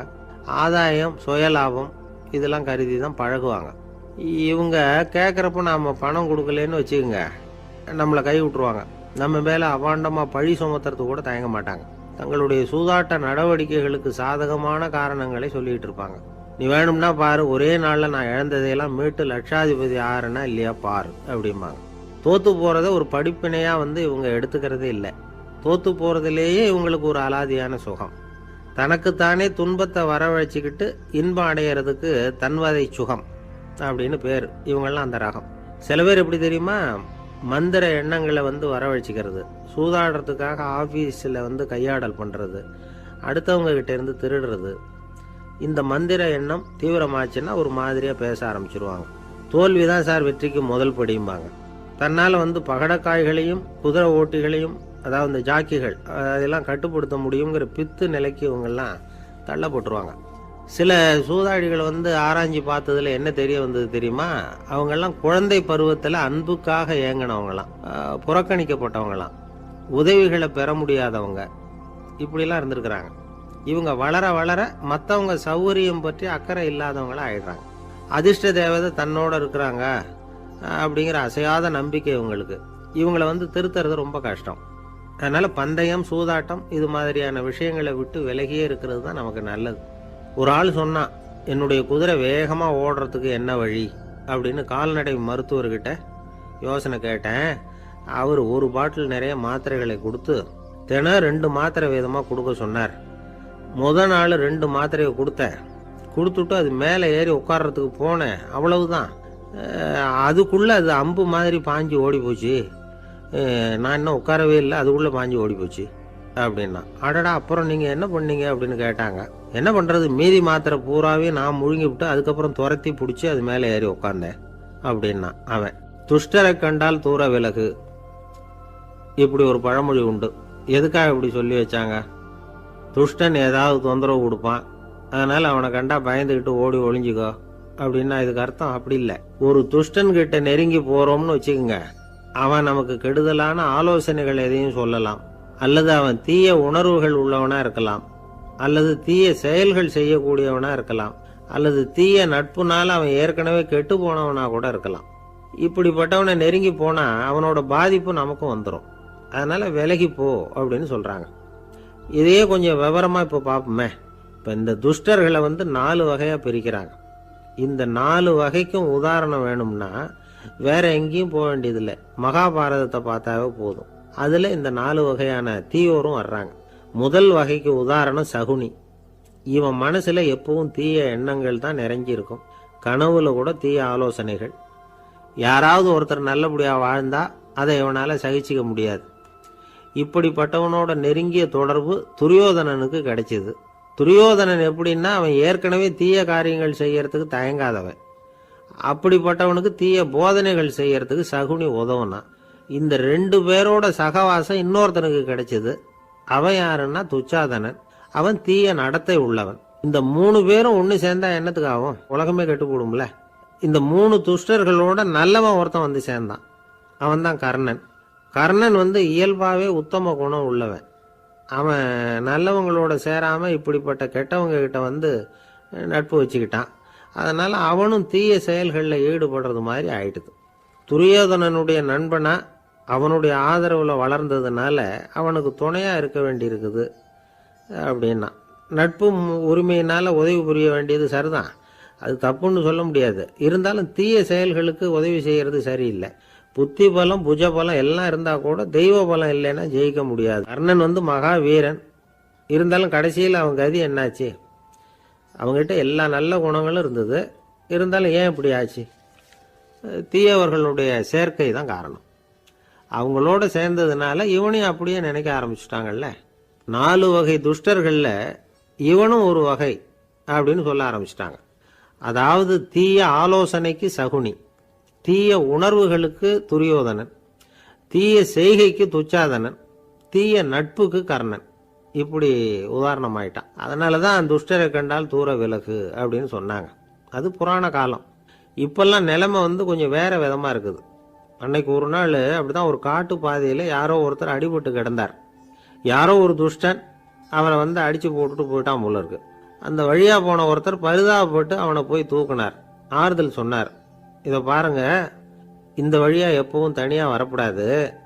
ஏன்னா இங்க ஒரு ரவுடி இருந்துகிட்டு வர்றவங்க போறவங்களெல்லாம் வழிப்பறி பண்ணிட்டு இருக்கிறதா கேள்விப்பட்டிருக்கிறேன் அப்படின்னாராம்.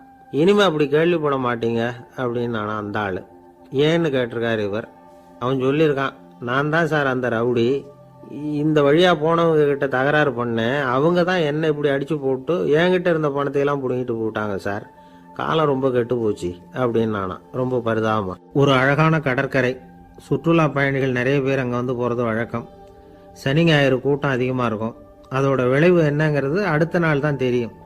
ஆமாம், அந்த கடற்கரையை சுத்தப்படுத்துகிற தொழிலாளிகள் திங்கட்கிழமை ரொம்ப சிரமப்படுவாங்க. சனி ஞாயிறு வந்த கூட்டம் கடற்கரை பூராவும் காலி ஐஸ்கிரீம் கப்புகளை வீசி எறிஞ்சிட்டு போயிருக்கும். ஆயிரக்கணக்கான கப்புகள் அங்கே பரவலாக கிடக்கும். அதையெல்லாம் பொறுக்கி எடுத்து சுத்தம் பண்ணி ஆகணும். இதனால திங்கட்கிழமை வேலைக்கு வர்றதுக்கு எல்லாரும் பயப்படுவாங்க. அப்படி ஒரு நிலைமை. பல பேர் அன்னைக்கு லீவ் எடுத்துகிட்டு போயிடுறது வழக்கம். நமக்கு எதுக்கு இன்னைக்கு தொந்தரவுன்னு. இது ஒரு பெரிய பிரச்சனையாக இருந்தது. இதுக்கு என்ன பண்ணலாம் அப்படின்னு யோசனை பண்ணாங்க. ஒரு ஆலோசனை கூட்டத்துக்கு ஏற்பாடு பண்ணாங்களாம். அந்த நகர நிர்வாக அலுவலர்கள், பணியாளர்கள் எல்லாரும் அதில் கலந்துக்கிட்டாங்க. கூட்டம் ஆரம்பமாச்சு. ஆரம்பத்தில் சொன்னாங்க, இந்த பிரச்சனைக்கு ஒரு தீர்வு வேணும், என்ன பண்ணலாம், அதை முடிவு செய்கிறதுக்கு தான் இந்த கூட்டம். இதில் நீங்கள் செய்ய வேண்டியது என்னென்னா, உங்களுக்கு தோன்றுகிற யோசனை எதுவாக இருந்தாலும் சொல்லுங்கள். கொஞ்சம் கூட தயக்கம் வேண்டாம். நாம் சொல்கிற யோசனை ஈடுபடுமா படாதா அப்படின்னுலாம் யோசிக்க வேணாம். எல்லாருடைய யோசனைகளையும் அப்படியே பதிவு செய்துக்கிறோம். கடைசியாக அதிலேருந்து ஒரு சிறந்த யோசனையை தேர்வு பண்ணி அதை பயன்படுத்தலாம். இந்த சந்தர்ப்பத்தில் இன்னொரு முக்கியமான வேண்டுகோள், எவ்வளவு சாதாரணமான யோசனையாக இருந்தாலும் சரி, அது சொல்லும் பொழுது அடுத்தவங்க ஏளனம் செய்யக்கூடாது. இது ஒரு பெரிய யோசனையா அப்படின்னு சொல்லி எதையும் அலட்சியப்படுத்தக்கூடாது. இதுதான் அந்த கூட்டத்தின் ஆரம்பத்தில் செய்யப்பட்ட அறிவிப்பு. உடனே அந்த கூட்டத்தில் இருந்தவங்க ஆளுக்கு ஒரு யோசனை சொல்ல ஆரம்பித்தாங்க. ஒருத்தர் எழுந்திருச்சார், இங்கே வர்ற சுற்றுலா பயணிகள்கிட்ட ஆளுக்கு $10 ஒரு டெபாசிட் மாதிரி வைப்பு பணமாக வாங்கிக்கணும். காலி ஐஸ்கிரீம் கப்பை திருப்பி கொடுத்தா அந்த பணத்தை திருப்பி கொடுத்துடலாம்.